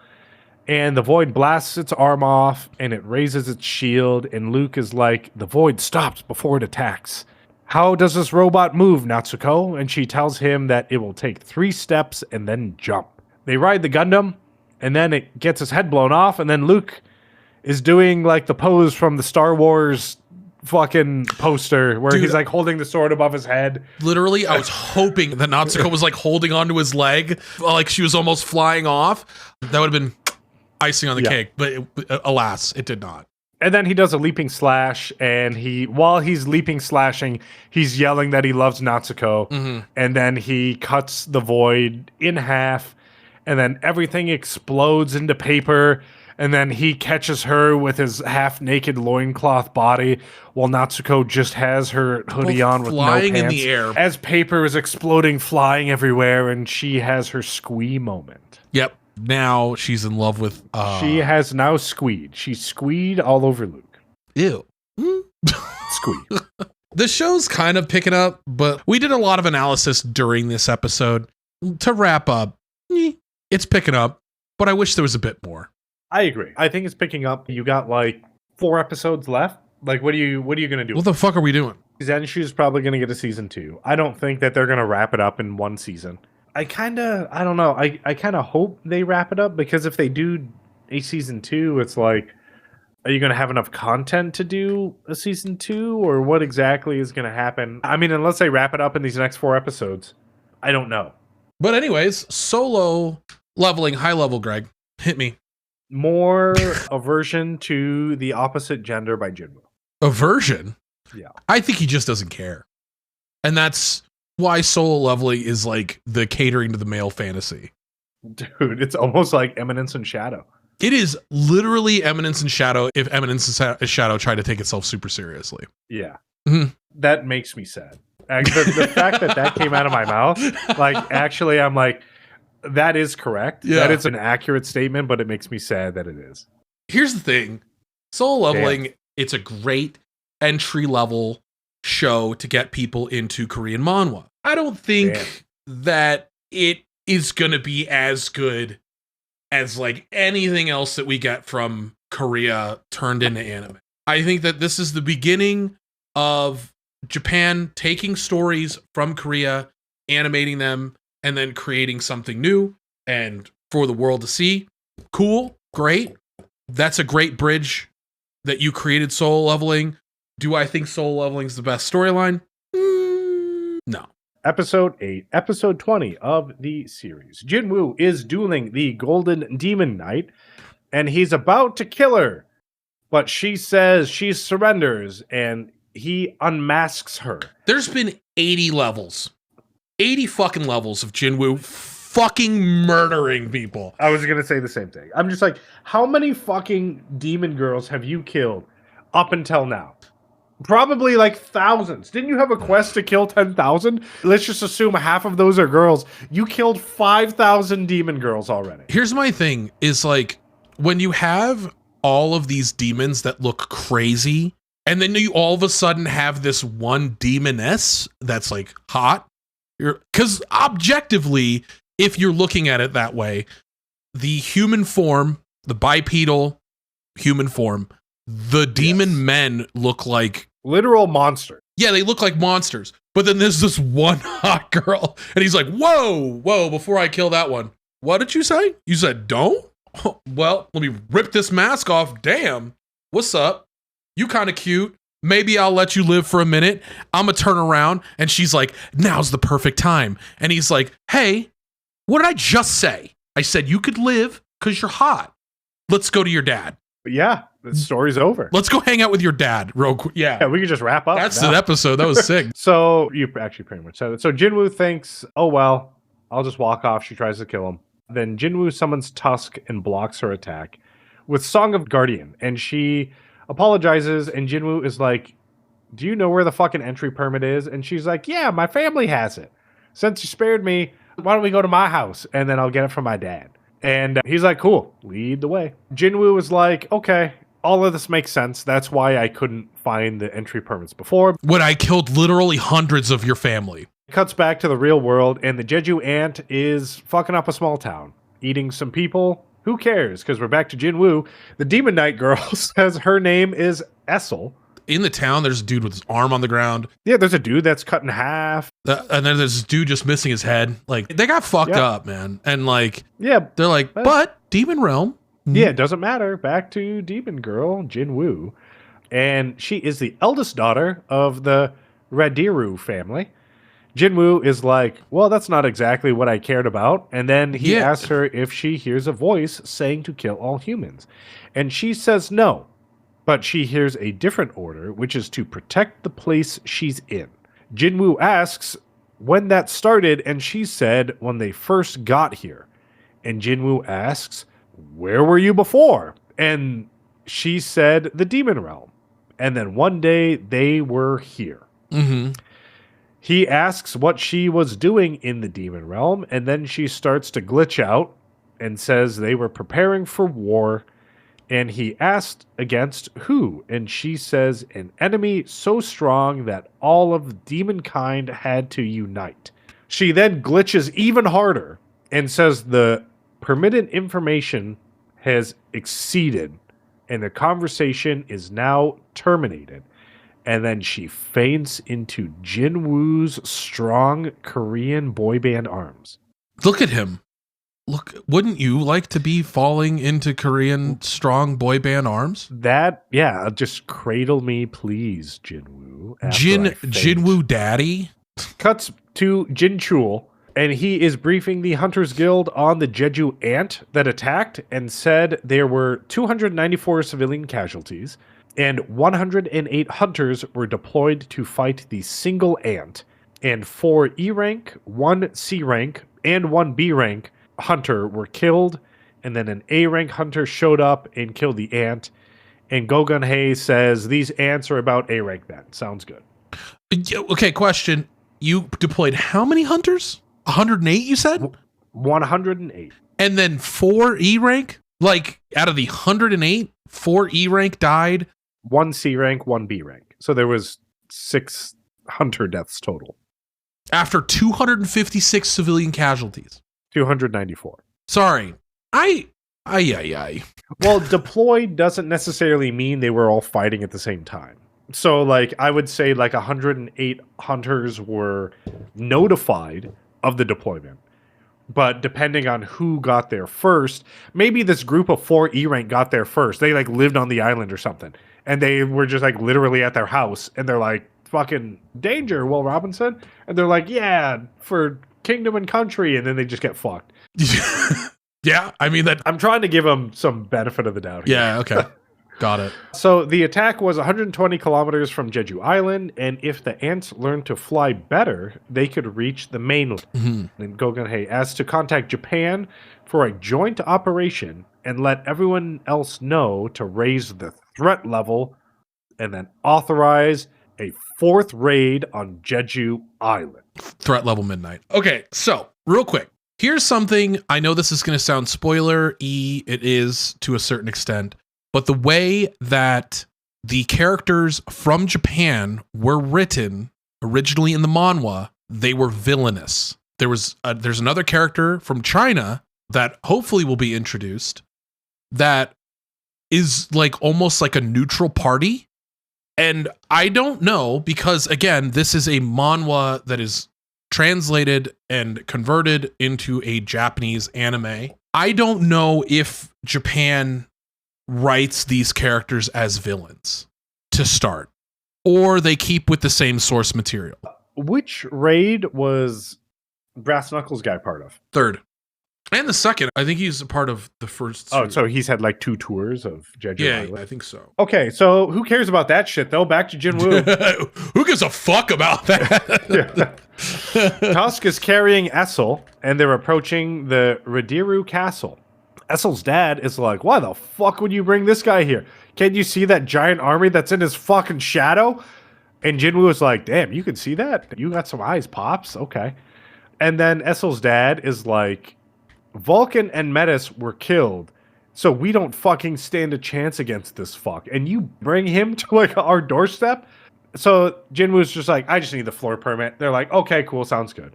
And then he's like, here's your permit, get the fuck out of here. And Jinwoo was like, oh yeah, by entry permit, I meant your daughter. I'm going to get the entry permit for her. And then her dad's like, no, you're going to bang my daughter. And Jinwoo was like, nope, no, I actually don't like girls at all. I just want her to lead me to the other permits. And he's like, oh, okay, makes sense. So then they leave. That's pretty much it. Back to the normal world. It makes me mad. It's just this is why I keep saying that this show is the male fantasy. What's the fucking meme? Men don't want whatever. They want like a cool coat to wear. That one meme when they're laying in bed with like their wife and they're like, oh, I wonder what he's thinking about. And he's like, well, if I maximize my gear, then that way I'll be able to beat like tower level 84. Yeah, 100%. This show is that male fantasy. Like, you leave the boy band, you're too cool. You don't create any controversy. You are a stalwart hero of the country you were born in. Everybody wants to touch your penis. Every single person in that country is like, dude, that guy smells great. And then you're so powerful that things aren't really like affecting you. And then you find one dude that you could go all out to fight against, and that's Baron. And even like the demon daughter is like, dude, wow, he's so cool. And you're like, I could have any woman I want, but I don't want any of them because I'm doing too much cool shit. That's literally this show. It's Anyway, back to the normal world. We have the Drawn Sword Guild. They're doing an autopsy on the Jeju ant. All right, who cares about that shit? Back in the demon world, Jinwoo just cleared the 89th floor and got the permit to go to the 90th. And Jinwoo says Tank and Igris have leveled up and are comparable to S and A rank monsters, respectively. Essel is like, well, so much for the stuff I got to take home to my parents. And Jinwoo is like, just fucking take it back home. What the fuck are you doing? I think they were gifts. They were. And Essel's like, the 90th floor is really, really hard, so we should just, negotiate instead of fight. And Jinwoo was like, nah, I'm gonna put the fucking Radiru family at the top of the food chain. You didn't even ask to be there, but that's where I'm gonna put you because my name is Jinwoo. He says the Radarus family. He says it wrong repeatedly. He gives no fucks. He forgets how to say people's names. Yeah, you're right. I forgot. That's a theme, but it's so dumb I missed it. Essel asks why he decided to spare her family. And he's like, well, I spared them because I like you, baby girl. And she's like, squee! Yeah. Yeah. She had her squee moment, and then Jinwoo is just like, he has an internal monologue, and he's like, oh, by like, I actually mean that she's fucking nuts, and I would rather hang out with fucking crazy-ass broads than hang out with my own brother, Jin-Ho. That's what I meant when I said I wanted to, like, bend you over and love you. My name's Jinwoo. Yeah, I mean, yep, you are, yep. He's basically an Akon song. He said, I want to love you, but she heard the other thing. And that is a deep cut reference, Greg. He tells her she can go home since everything will be super strong up ahead, and just tells him, hey, yo, just tell me where the fucking permits are, and he'll just go get them. And she's like, no, you my man. I'm going to be with you until the end of time. And Jinwoo's like, all right, I guess. This is literally like, okay, by the way, Greg is joking around, but the exaggeration isn't that far off. Like, it's true. It's really true. Like, it's frustrating because, like, how many more people need to want to suck off Jinwoo before we say, hey guys, let's take a moment and fucking chill? Jinwoo narrates that shit got a lot harder since level 90, but I've been working my way through. I'm on the 95th floor now, and now I'm on the 97th floor, and I have to collect the Elixir of Life components no matter what because my fucking mom, blah, blah, blah. Back in Normal Land, Jong-in and Hae-in are talking, and he says they've both been summoned for the 4th Jeju Island raid, and Bake and every other S rank in the country have also been called. You were going to say fucking idiot. I know you were going to say Bake and every other fucking dumb piece of shit that doesn't matter was also summoned to this stupid fucking raid that Jinwoo's going to show up to and fucking obliterate everybody in. Greg. Yep. Well, I didn't say it. Actually, Hae-in said it because she's like, oh, damn, if we're getting deployed, that means Jinwoo's getting deployed too. You guys didn't hear it, but Greg sniffed super hard. Next time you have to sniff into the microphone so we can hear it. No, no one needs that. They could just like watch chain clips of Hae-in doing it. Okay, yeah, true. Jong-in says it's a joint operation between all guilds in Japan, and he says he doesn't care as long as they kill the ants. He's basically Coinzel. He's like, I want my revenge on these 7 ants that stole my valor. Hae-in asks if there is a date set, but Jong-in says no date yet, but probably shouldn't be long. and all the headhunters from the guilds are meeting today. Japan too is coming. They're coming too. Back to Jinwoo, because who fucking cares about that shit? He's at the 100th floor, and then the demon monarch rolls up on his blue eyes white dragon with his blue fire sword, and Jinwoo says his name is Baron. Baron is red to Jinwoo, but his wyvern is orange. And then Baron summons a bunch of void gates and monsters start coming out, and then Jinwoo domain expansions, and then blows up all the demons, and Essel is having an internal struggle on who she should side with. Fucking the stupid. Demon Monarch or Jinwoo. Stupid. Yeah.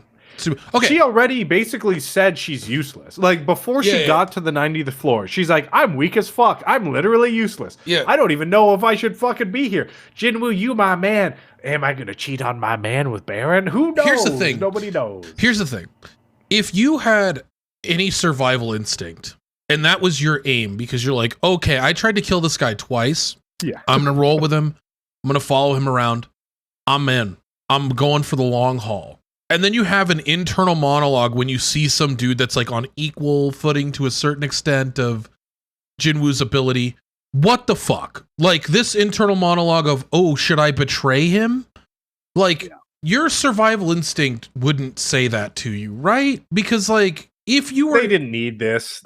They actually keep the scene. Just fucking cut out her voice lines, because it literally doesn't matter. At no point was I like, oh, Essel with her giant fucking backpack and her little fucking two-sided glaive thing, which does nothing. Oh yeah, she's gonna backstab Jinwoo or Baron. She's not gonna do anything. And that's fine, because even later on in the episode, which I'll get to, she even proves even more she's useless. Yeah. If she tried to betray Jinwoo here, he would kill her. If she tried to, like, kill Baron without Jinwoo, Baron would kill her. So the only option for her survival is to side with Jinwoo. We're not, like, even if Baron wins, he's gonna be like, you brought him here to fucking... Exactly. I'll kill you right now because your family has disregarded the demon kind, and I'm gonna kill you. There is literally zero other options she has. 1,000%. But you know what? Let me just hide behind my big, strong Korean man, Jinwoo. Baron does a crazy lightning AoE attack and is blasting the shadow soldiers, and Essel is about to get hit, but Jinwoo saves his boo and says that the lightning also applies a stun, and the soldiers are dying, and it's fucking up his mana pool. Jinwoo stealth dashes and tries to attack the wyvern, but Baron sees through his stealth and blocks, and throws Jinwoo, and then casts some homing lightning on him, but Tusk with the Sphere of Avarice is able to blast it, and then Igris domes the wyvern. Igris does nothing. He ruler's hands that fucking dagger through. I'm pretty sure that's not Igris' sword. Igris stands there. And okay, fine. Let me rephrase then. Igris stands there, and then Jinwoo does everything because he's Natsuko from fucking Zenshu, and carrying the world on his shoulders, and he lops off the wyvern's head. Yeah, okay, we're on the same page. Yeah. Back in the real world, the wyvern's dead. They're having the guild meeting, and Hanekawa introduces the Drawn Sword Guild and the guild master, Goto Ryuji. Gogun-hei thinks that the Drawn Sword Guild is the biggest in Japan and has 11 S-rank hunters and second biggest guild in Asia. That's insane. They're saying that each Korean guild only has like 1 or 2 S-rank hunters, and this Japanese guild has 11 S-rank hunters. But Korea has Jinwoo, so nothing matters. Right, agreed. But that's the insane amount of power that you have to assume Japan has if the number 1 guild has 11 S ranks in it. That's crazy. They go over the ants, and apparently the ants have accelerated growth after they hatch, but they only live about a year. So what they're saying is if we can kill the queen, they won't be able to breed more ants, and then worst case, all of the ants will die after about a year. That's the plan. They then say that from the previous 3 raids, the ants are drawn to the strongest person with the most magic power, and they will use that to bait the ants. Goto says that 10 of the 11 S ranks in his guild will be participating, including himself, and they will draw out the ants, and then the Hunters Guild will take the queen. And simulations have shown this is the most successful plan And Gogun Hei is like, cool, sounds good to me. Thanks, Doctor Strange. No one cares about planning when you could be at the Demon Castle. The Demon Monarch is able to take out Tusk, Iron, and Igrist. Look at Iron's mouth. Like he's getting stabbed in the head and he's like, eh. Yeah, he's like, this is a great time. And when Jinwoo goes for his Fatal Strike skill, the Demon Monarch blocks it. And Jinwoo's like, holy shit, he fucking blocked this shit. But then Jinwoo summons Tusk and Iron again to hold the Demon Monarch, and Jinwoo is able to stab his arm. Everyone is gone now, so Jinwoo has no mana. All the demons are dead. All of Jinwoo's army is gone. So now it's a good old-fashioned duel between Jinwoo and the Demon Monarch, and Baron summons daggers, so they're going to have a good old knife fight. It's a rogue off. They're roguing each other. And Baron basically catches Jinwoo twice with the same move, which is to force him to block with both hands, and then he mouth beams him. The second time, Jinwoo can't block, but then Essel throws her toothpick at Baron and distracts him for a second. And then Jinwoo, ruler's hand, rips off both of Baron's arms. After yelling to increase his strength power. Yeah, so he's like in his stat menu hitting fucking page up or whatever to increase his strength. And he's like, the ruler's hand, strength. I don't have mana. Wait a second. Does ruler's hand not take mana? I don't fucking know. Nothing matters. Give me more strength. They said that before. It doesn't take mana. And then he rips off Baron's arms. Yeah, and then he tries to mouth beam Jinwoo again, but Jinwoo fucking Mortal Kombat uppercuts his head off. Literally. Breaks his fucking teeth and jaw into bits and pieces and uppercuts his head the fuck off. He collects his soul to complete the quest. And Essel's like, God, that was so cool. She's like, I fucking wouldn't expect any less from my man Jinwoo with these eyes that I look at him at with these little demon teeth that I have in my mouth and my elf ears. They're vampire teeth. They're what every man wants. This is Craig. Jinwoo, you don't want any of this? And Jinwoo tells Essel to go home. He's like, bitch, get out of here. This is his goth girl in his harem, okay? Everybody wants one. Go to your dad and tell him that you're the man now, dog. Yeah. Yeah. That's how the episode ends. Yeah. That's exactly what happens. And we're just watching Jinwoo just beat everything up repeatedly. I didn't have it in my notes, but I said it earlier. After Jinwoo beats Baron, like the sun comes out, the clouds fucking part. Jinwoo is like laying down, like draw me like one of your French girls. His shirt's like literally down to his happy trail. And then his pants are just also deep Ving like down even farther. And just sweat is everywhere. All the girls, like he has no blood on him. He's not injured. It's just fucking wet Jinwoo. Just there. And then he's just like, oh yeah, Essel, go tell your dad that you run the show now. As he's just fucking, I don't know. No. It's like, this is apparently the hardest fight Jinwoo has ever had in his entire life. And all he had to like do was just get sweaty. Yeah. So I've talked about this with a few people. People will come up to me. Like I've got a coworker at the bar and he's like, dude, did you watch Solo Leveling? And I'm like, yeah, I read the manhwa. And they're like, bro, that shit was so sick. And I'm like, what? Are we watching the same show? Like, am I just like an old man that's just like jaded and hating everything now? Like, is that what I've turned into? Yes, first of all. Secondly, I'm like, and I asked him, I was like, what's your favorite thing about the show? He's like, dude, Jinwoo's so cool. And I was like, yeah. No, he's not. And there's nothing wrong with that.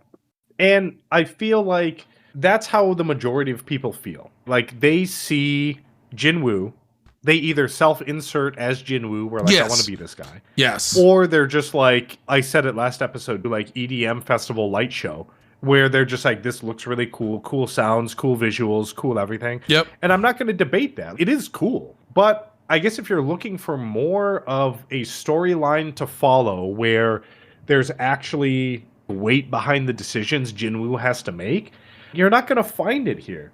If what you're looking for is specifically some sort of alpha male self-insertion where you can have every girl in the world swing daggers, have an army, you can ride a bear, you fucking have a cool night guy that hangs out with you, you have a guy that, you know, is a fucking orphan and wants to be your brother, and then your sister thinks you're a piece of shit. But also super attracted to you. Oh, and then you want your sister's friends also to be attracted to you, and you want to own a red Jeep Wrangler Unlimited, then this story is for you. There's no growth. The motivations of Jinwoo have been the same since the moment he became the new Jinwoo. It is to become stronger. For saving his mother, I guess. We don't really get that. It's like, oh yeah, I gotta save my mom. Oh, I gotta save my mom. That's what he says like every now and then. You don't have like a flashback to when he was growing up and him and his mother were really connected. There's none of that. His mother, for all we know, could be a absolute fucking monster of a person.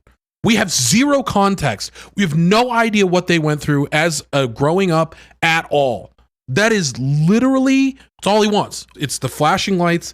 It's the self-insertion of whatever dream you think is the coolest thing you could possibly do. There's no growth. There's no excitement because you know that the hero is not going to lose. It's One Punch Man. It's whatever it is. Eminence and Shadow, but trying to take itself super seriously. And I know Pinky is probably just fucking like punching her monitor repeatedly because I'm shitting on her boy band Jinwoo right now. Like, if that's what you're looking for, then you're going to find it here. If you're looking for anything more than that, like, it's not going to hit those marks. So it really depends on like what you want out of an anime. Yeah. I have to bring it up one more time. As an entry level, I think the show is really, really good for getting people interested in anime. There is a person a friend of mine, that plays a lot of professional video games, and he doesn't have a whole lot of time to dedicate to watching anime or doing anything but really playing Apex Legends. He posted online, he's like, hey, I'm really interested in getting into anime. I tried before, I couldn't. I watched Dragon Ball, it was terrible. And it's like, people were like, oh, watch this. And so he watched the first season of Solo Leveling, and he's like, I'm fucking hooked. This was great. And give me other anime to watch. And people in the comments were giving like all of these anime as recommendations. And the one he's going to watch now is Attack on Titan, because he was like, oh, I kind of want to watch JJK, but now I really want to watch Attack on Titan. And now I'm worried that he's going to be like turned off of anime because like, if he wants Solo Leveling, Attack on Titan is fucking not that, like, at all. The weird thing about anime recommendations, it's like you as a person, like, you have what you like. So if someone says, I like X, and you're like, I also like X. So you might like Y because I also like X. And that's okay. That's like an all right way to give a recommendation, I think.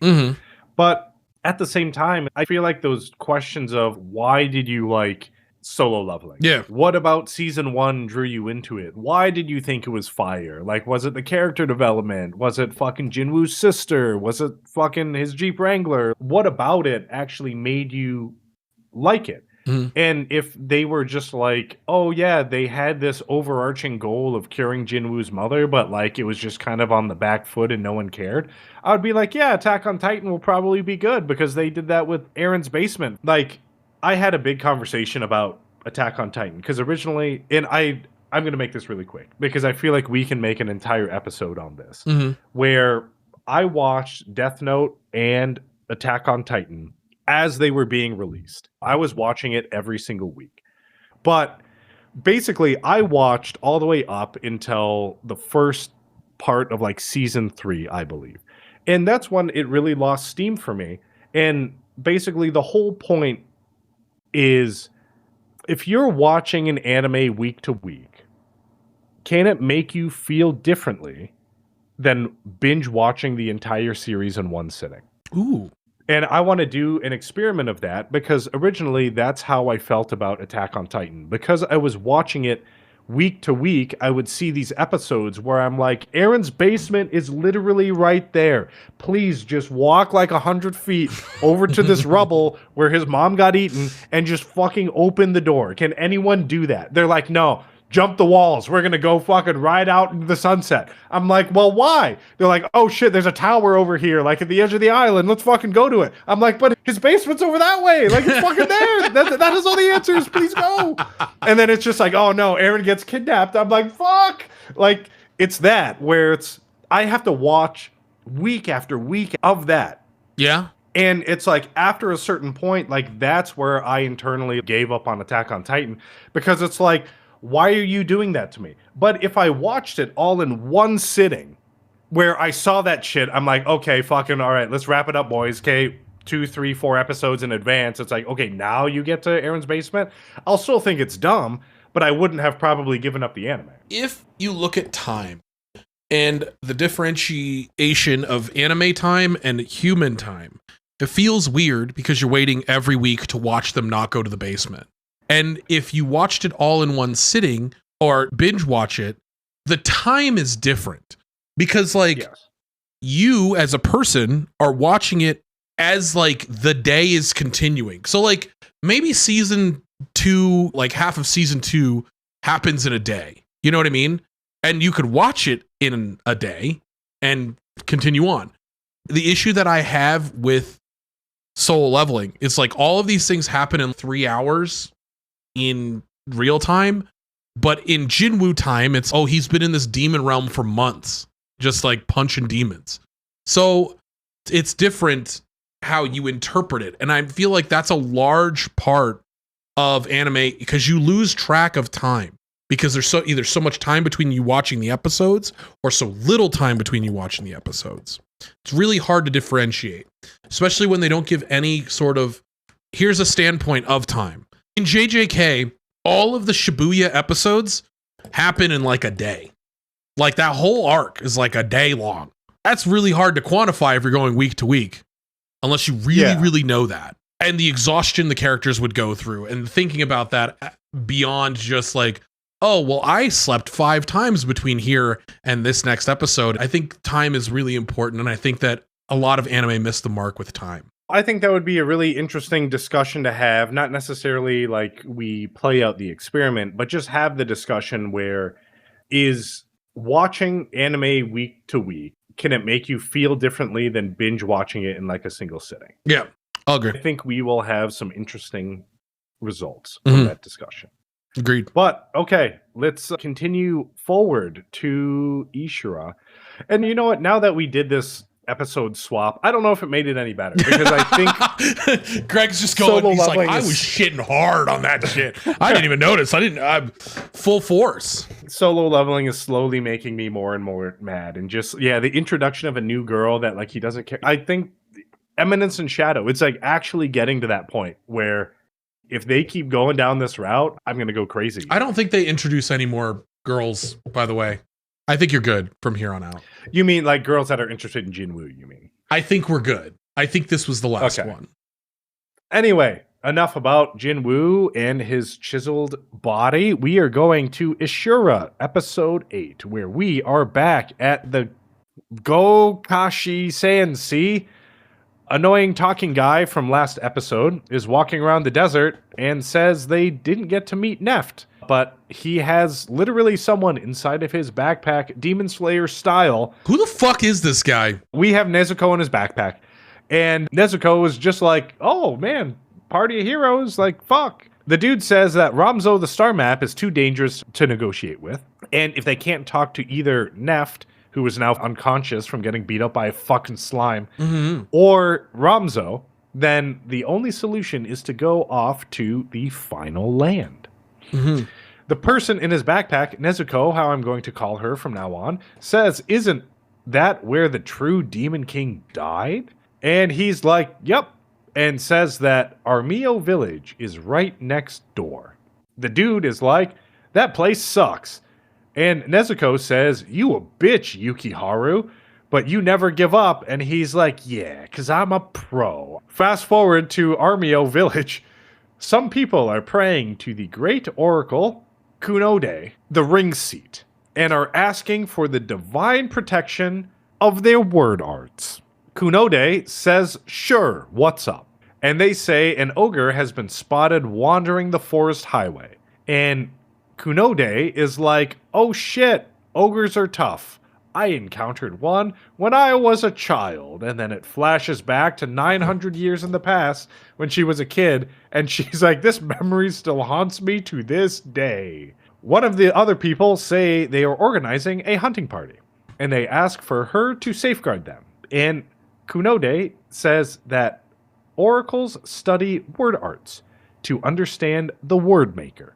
And during the true Demon King battle, word arts were used to claim lives rather than save them, and she said if her old body can provide comfort to these weary soldiers, then she will go with them. They set out to find the ogre, and it's literally just chilling out. He's just eating berries, dude. Everyone's like, get into position. Snipers on my mark. And Kunode is like, oh no, that ogre looks really peaceful. It sure can't be a man-eating monster. And then just walks up to it. And then the ogre is just literally eating berries. And Kunode is like, what's your name? What's your number? Let me save you. But Kunode says that the ogre was born with a disability. And his name is Uhak. Uhak the Disabled. Okay, so Kunode brings him to the village and says there have been no ogre attacks, and he is a peaceful ogre.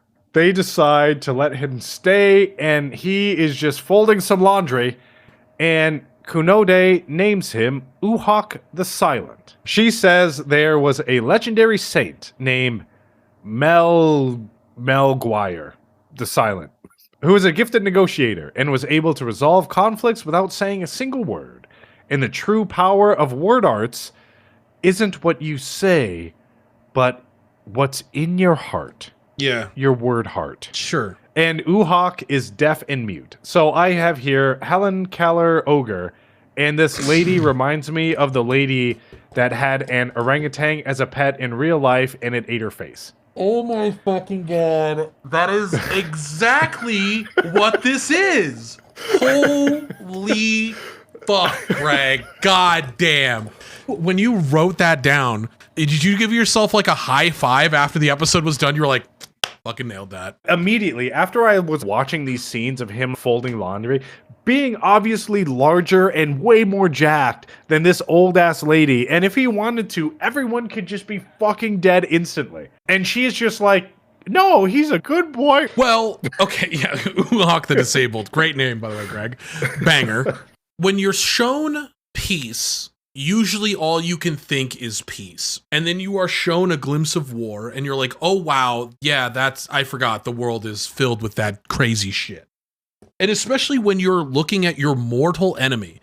So they say later in the episode that most of the other races just eat Minia because they're fucking little gusher people, which is what humans are. And then you have these other bipedal fucking monsters that live among you that are just beating the absolute brakes off of humanity, even though we're not shown other than like fucking dragons fucking destroying people. Technically, Melee is using wyverns as gushers. Yeah, he's just fucking shooting arrows made of fucking spires of buildings or whatever. This is so much more of a niche show or light novel manga than anything else that we have on the list. I stand by my original thought that Ishura is a series of short stories. Yes. And if they kept it that way, I would actually like it a bit more. I am going to say that this episode that I am going to finish talking about with everyone on the podcast, I hated this episode.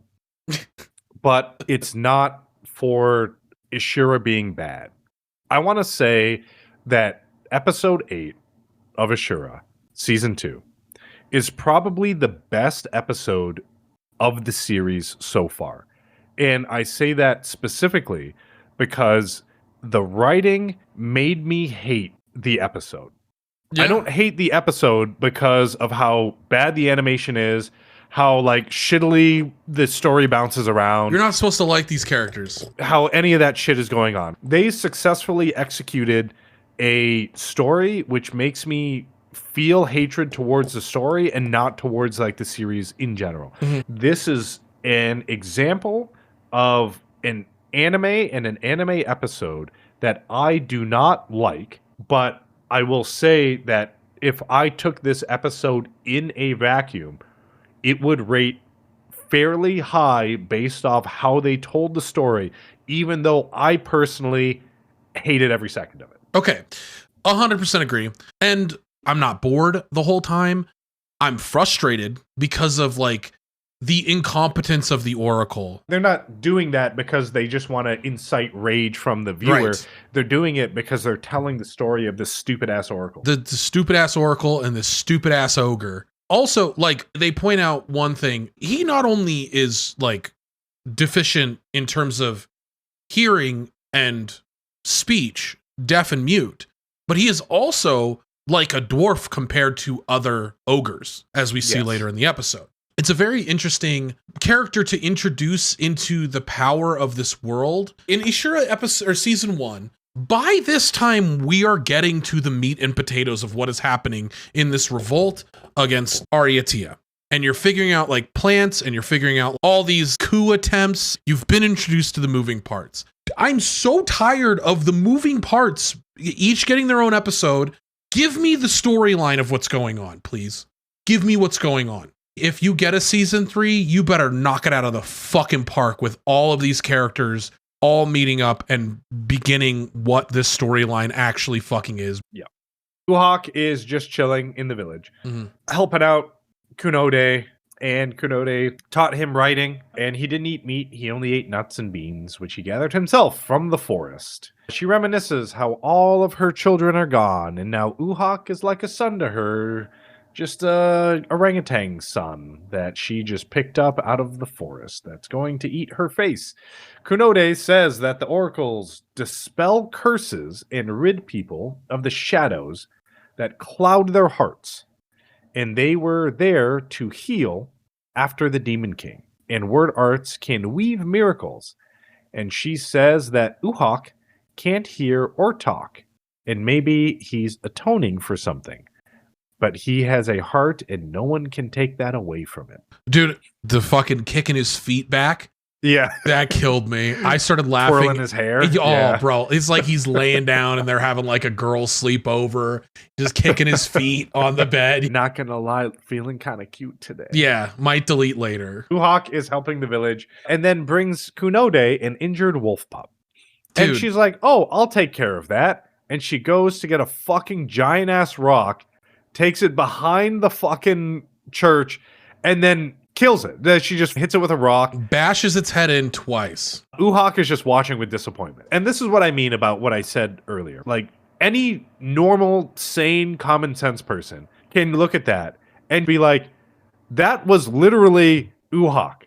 You could have just taken Uhak behind the church and hit him in the head with a rock. It's literally the same thing. In this world, everything is trying to kill the minions, the humans. I understand that. People have a huge fear of any sort of wolf or anything outside of their village because bears, all of these things that would absolutely obliterate you as a human being exist. And so she's like thinking in her head, oh, protect the village. I'll take this wolf pup and make sure it doesn't grow up. And then just fucking boom, bash its head in. And then probably realize like 2 seconds later, like, oh fuck, I just taught this person, this Uhak, like, I understand what the difference between a human and a wolf is based on protecting this village. But I don't think he understands the nuance of that because everything I've taught him has been taken so literally with the faith and our beliefs. Oops, I fucked up. That's the same as Uhak because ogres are like, can fucking destroy this village. Everyone's like, let's join together to kill this ogre because ogres are super dangerous. And instead of killing the ogre, she took it in. But now, instead of taking in the wolf pup, she fucking kills it. Basically, Kunode is a hypocrite. And that's what they're trying to say. Like, in the story, they're trying to say that, right? Yes. Like, we're not bashing on her because they actually wrote her to be this character, as annoying as it is, as stupid as she is. This is how she is supposed to be. And I understand her motivations. And yes, she is stupid for creating a monster because she had an option to help cultivate Uhak into being something better. After fucking Kunode publicly executes a wolf pup, Uhak and Kunode are collecting water from the well, but they see smoke in the distance, and she had a feeling the same feeling as when the true Demon King was around. Mm-hmm. It cuts to a hot female ogre rampaging around. Whoa. Saying it could still hear Greg. the dreadful voice. What? That was the narrator. That wasn't me. Did he say that? Yeah, go back and watch it. I'm good. Her name is Belka, and she is just screaming, and there's some word art stuff going on. And then she summons a bunch of volcano pillars, and then Kunode is there, and she falls down. And then Belka chomps on some villagers. Yeah, it should be nomming hard. Kunode tells Belka, the rending quake, to stop eating people, and the Demon King is no more, and she's free from him. And Belka is like, that's a lie. And Kunode is like, there is no voice. Whatever is bothering you isn't real, and you have to fight the darkness. I'm a really terrible psychiatrist. I just tell you all your problems don't exist. Yeah, not going well. That's why I say they do a good job with this character, because I literally hate everything that she's doing, because she's a hypocrite, and they're doing a perfect job of displaying that. Yes. Belka summons the volcano pillars again, and then Kunode does her word arts, but their word arts are then dispelled by Uhak. And then she just, like, collapses, like she no longer had a skeleton. Belka, that is. Like, literally, when he negated the word arts, she just fucking turned into jello or something. I think that a lot of what ogres are and how big they get in this world has something to do with word arts, and him being around, he has like this nullifying aura of word arts, and I think that's what happened. That's my theory. So Belka summons the pillars again, and then Kunode does her word arts, but their word arts are dispelled by Uhak, and then she just collapsed like she no longer had a skeleton, and then Uhak literally walks up and just clubs her in the head until she is dead. Clags bashing skull, dude. She took like 4 to the dome, and she's just like, damn, if you hit me anymore, I'm probably gonna die. Yeah. And then he kept hitting her. Yeah, what really fucked up, which makes sense. Yeah, he did exactly what Kunode did to a threat of the village. Yes. The wolf pup was a threat to the village, so you go hit it in the head until it's dead. Yeah. And then Uhak literally did the same thing. Fucking hot Belka the Rending Quake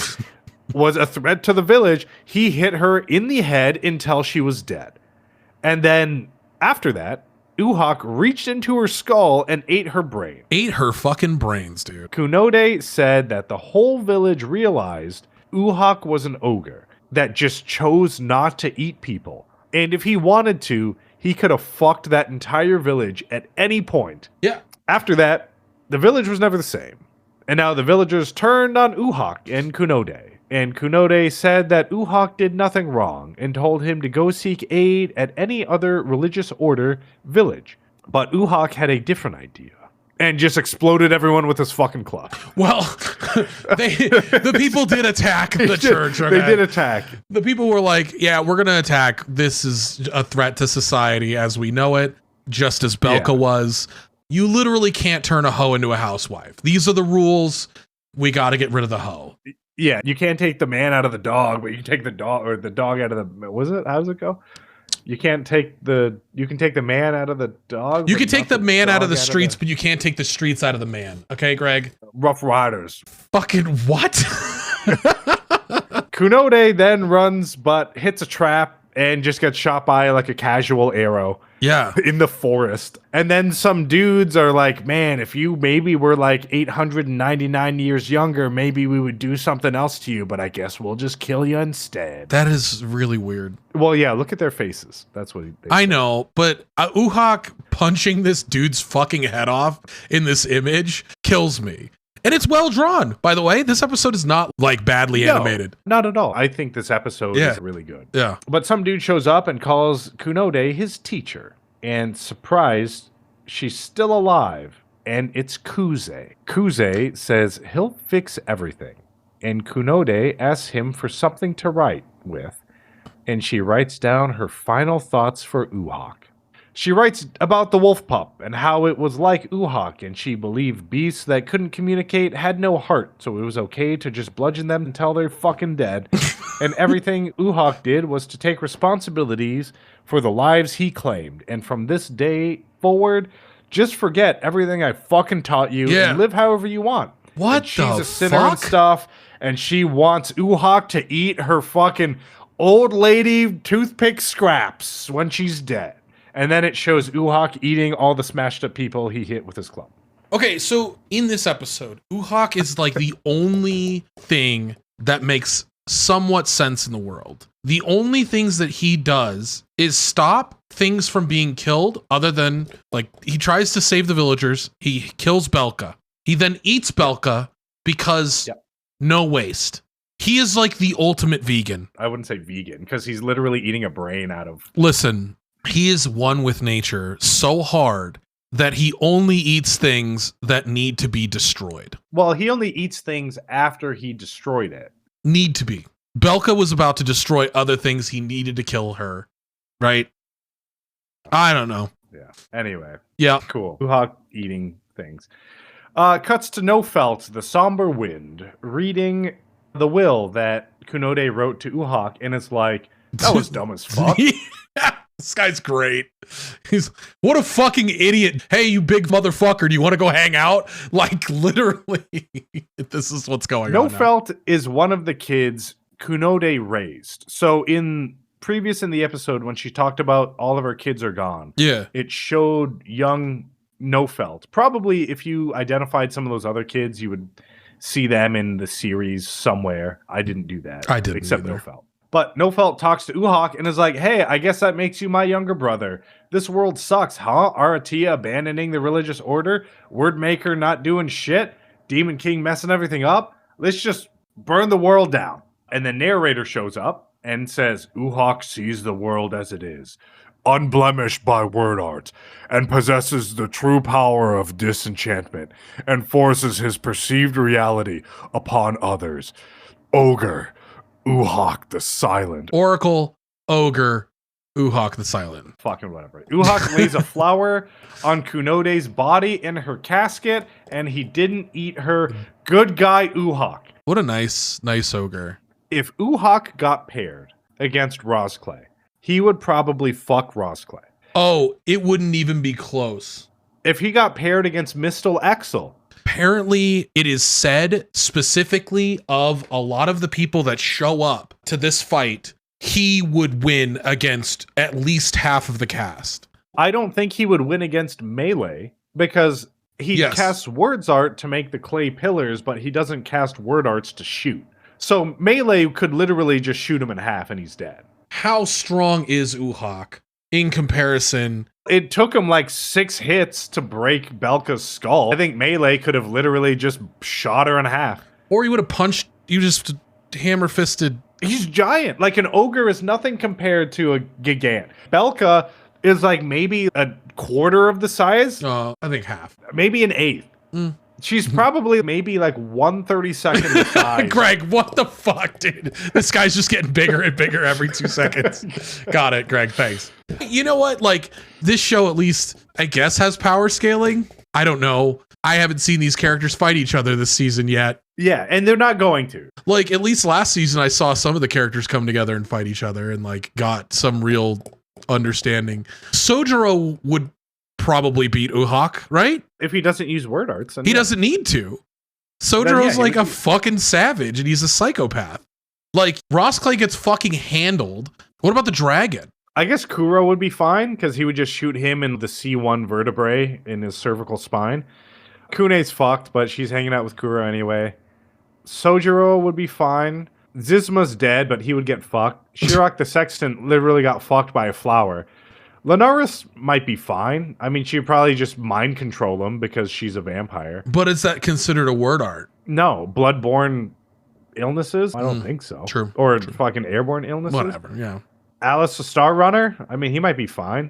His swords technically use magic. A magic sword is different from word arts. Right, but is it? Because it says that he has a disenchantment enforcement, that anything that he considers supernatural or abnormal is nullified. They leave a lot. All of this being perception is stupid. Yes, it forces his perception of reality upon others. So that can mean a lot of different things. Yeah, I don't know, man. Yeah, anyway, there we go. I wasn't too hard on Ishura this episode because I didn't actually think this episode was bad.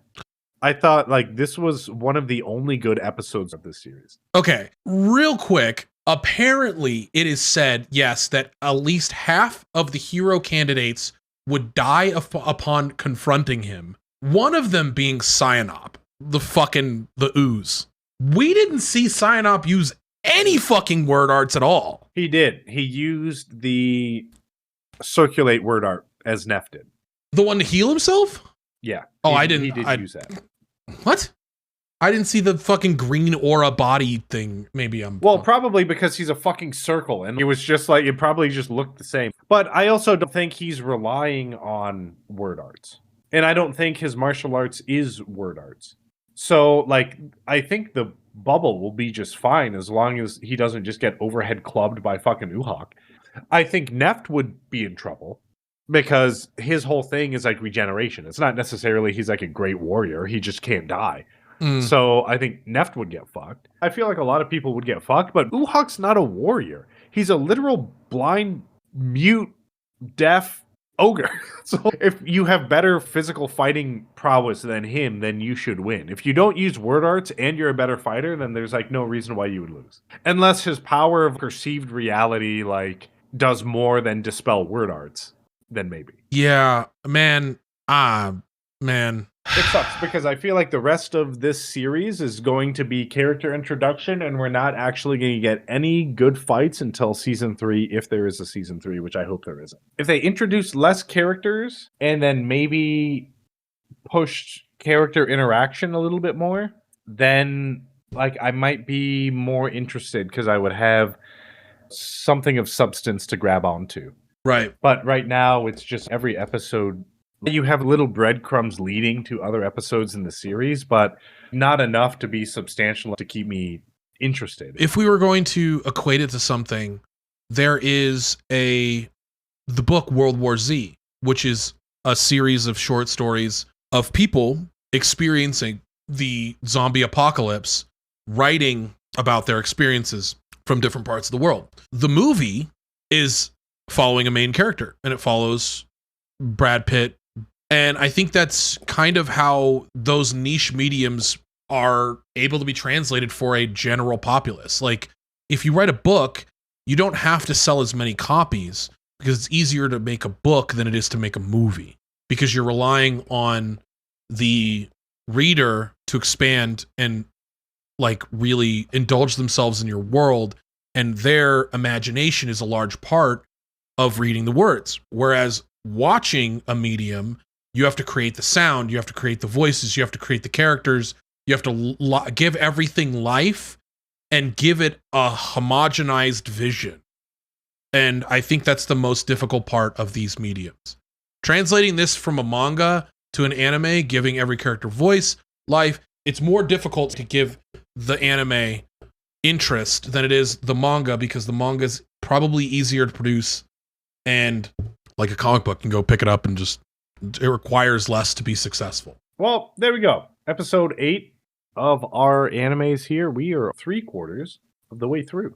What's the vibe? I think I said it before. Things are heating up, but I don't think they're going to have enough time to cook. It's like you're watching an episode of Chopped and the person put the beef Wellington into the oven too late and it's not going to cook in time. Yeah.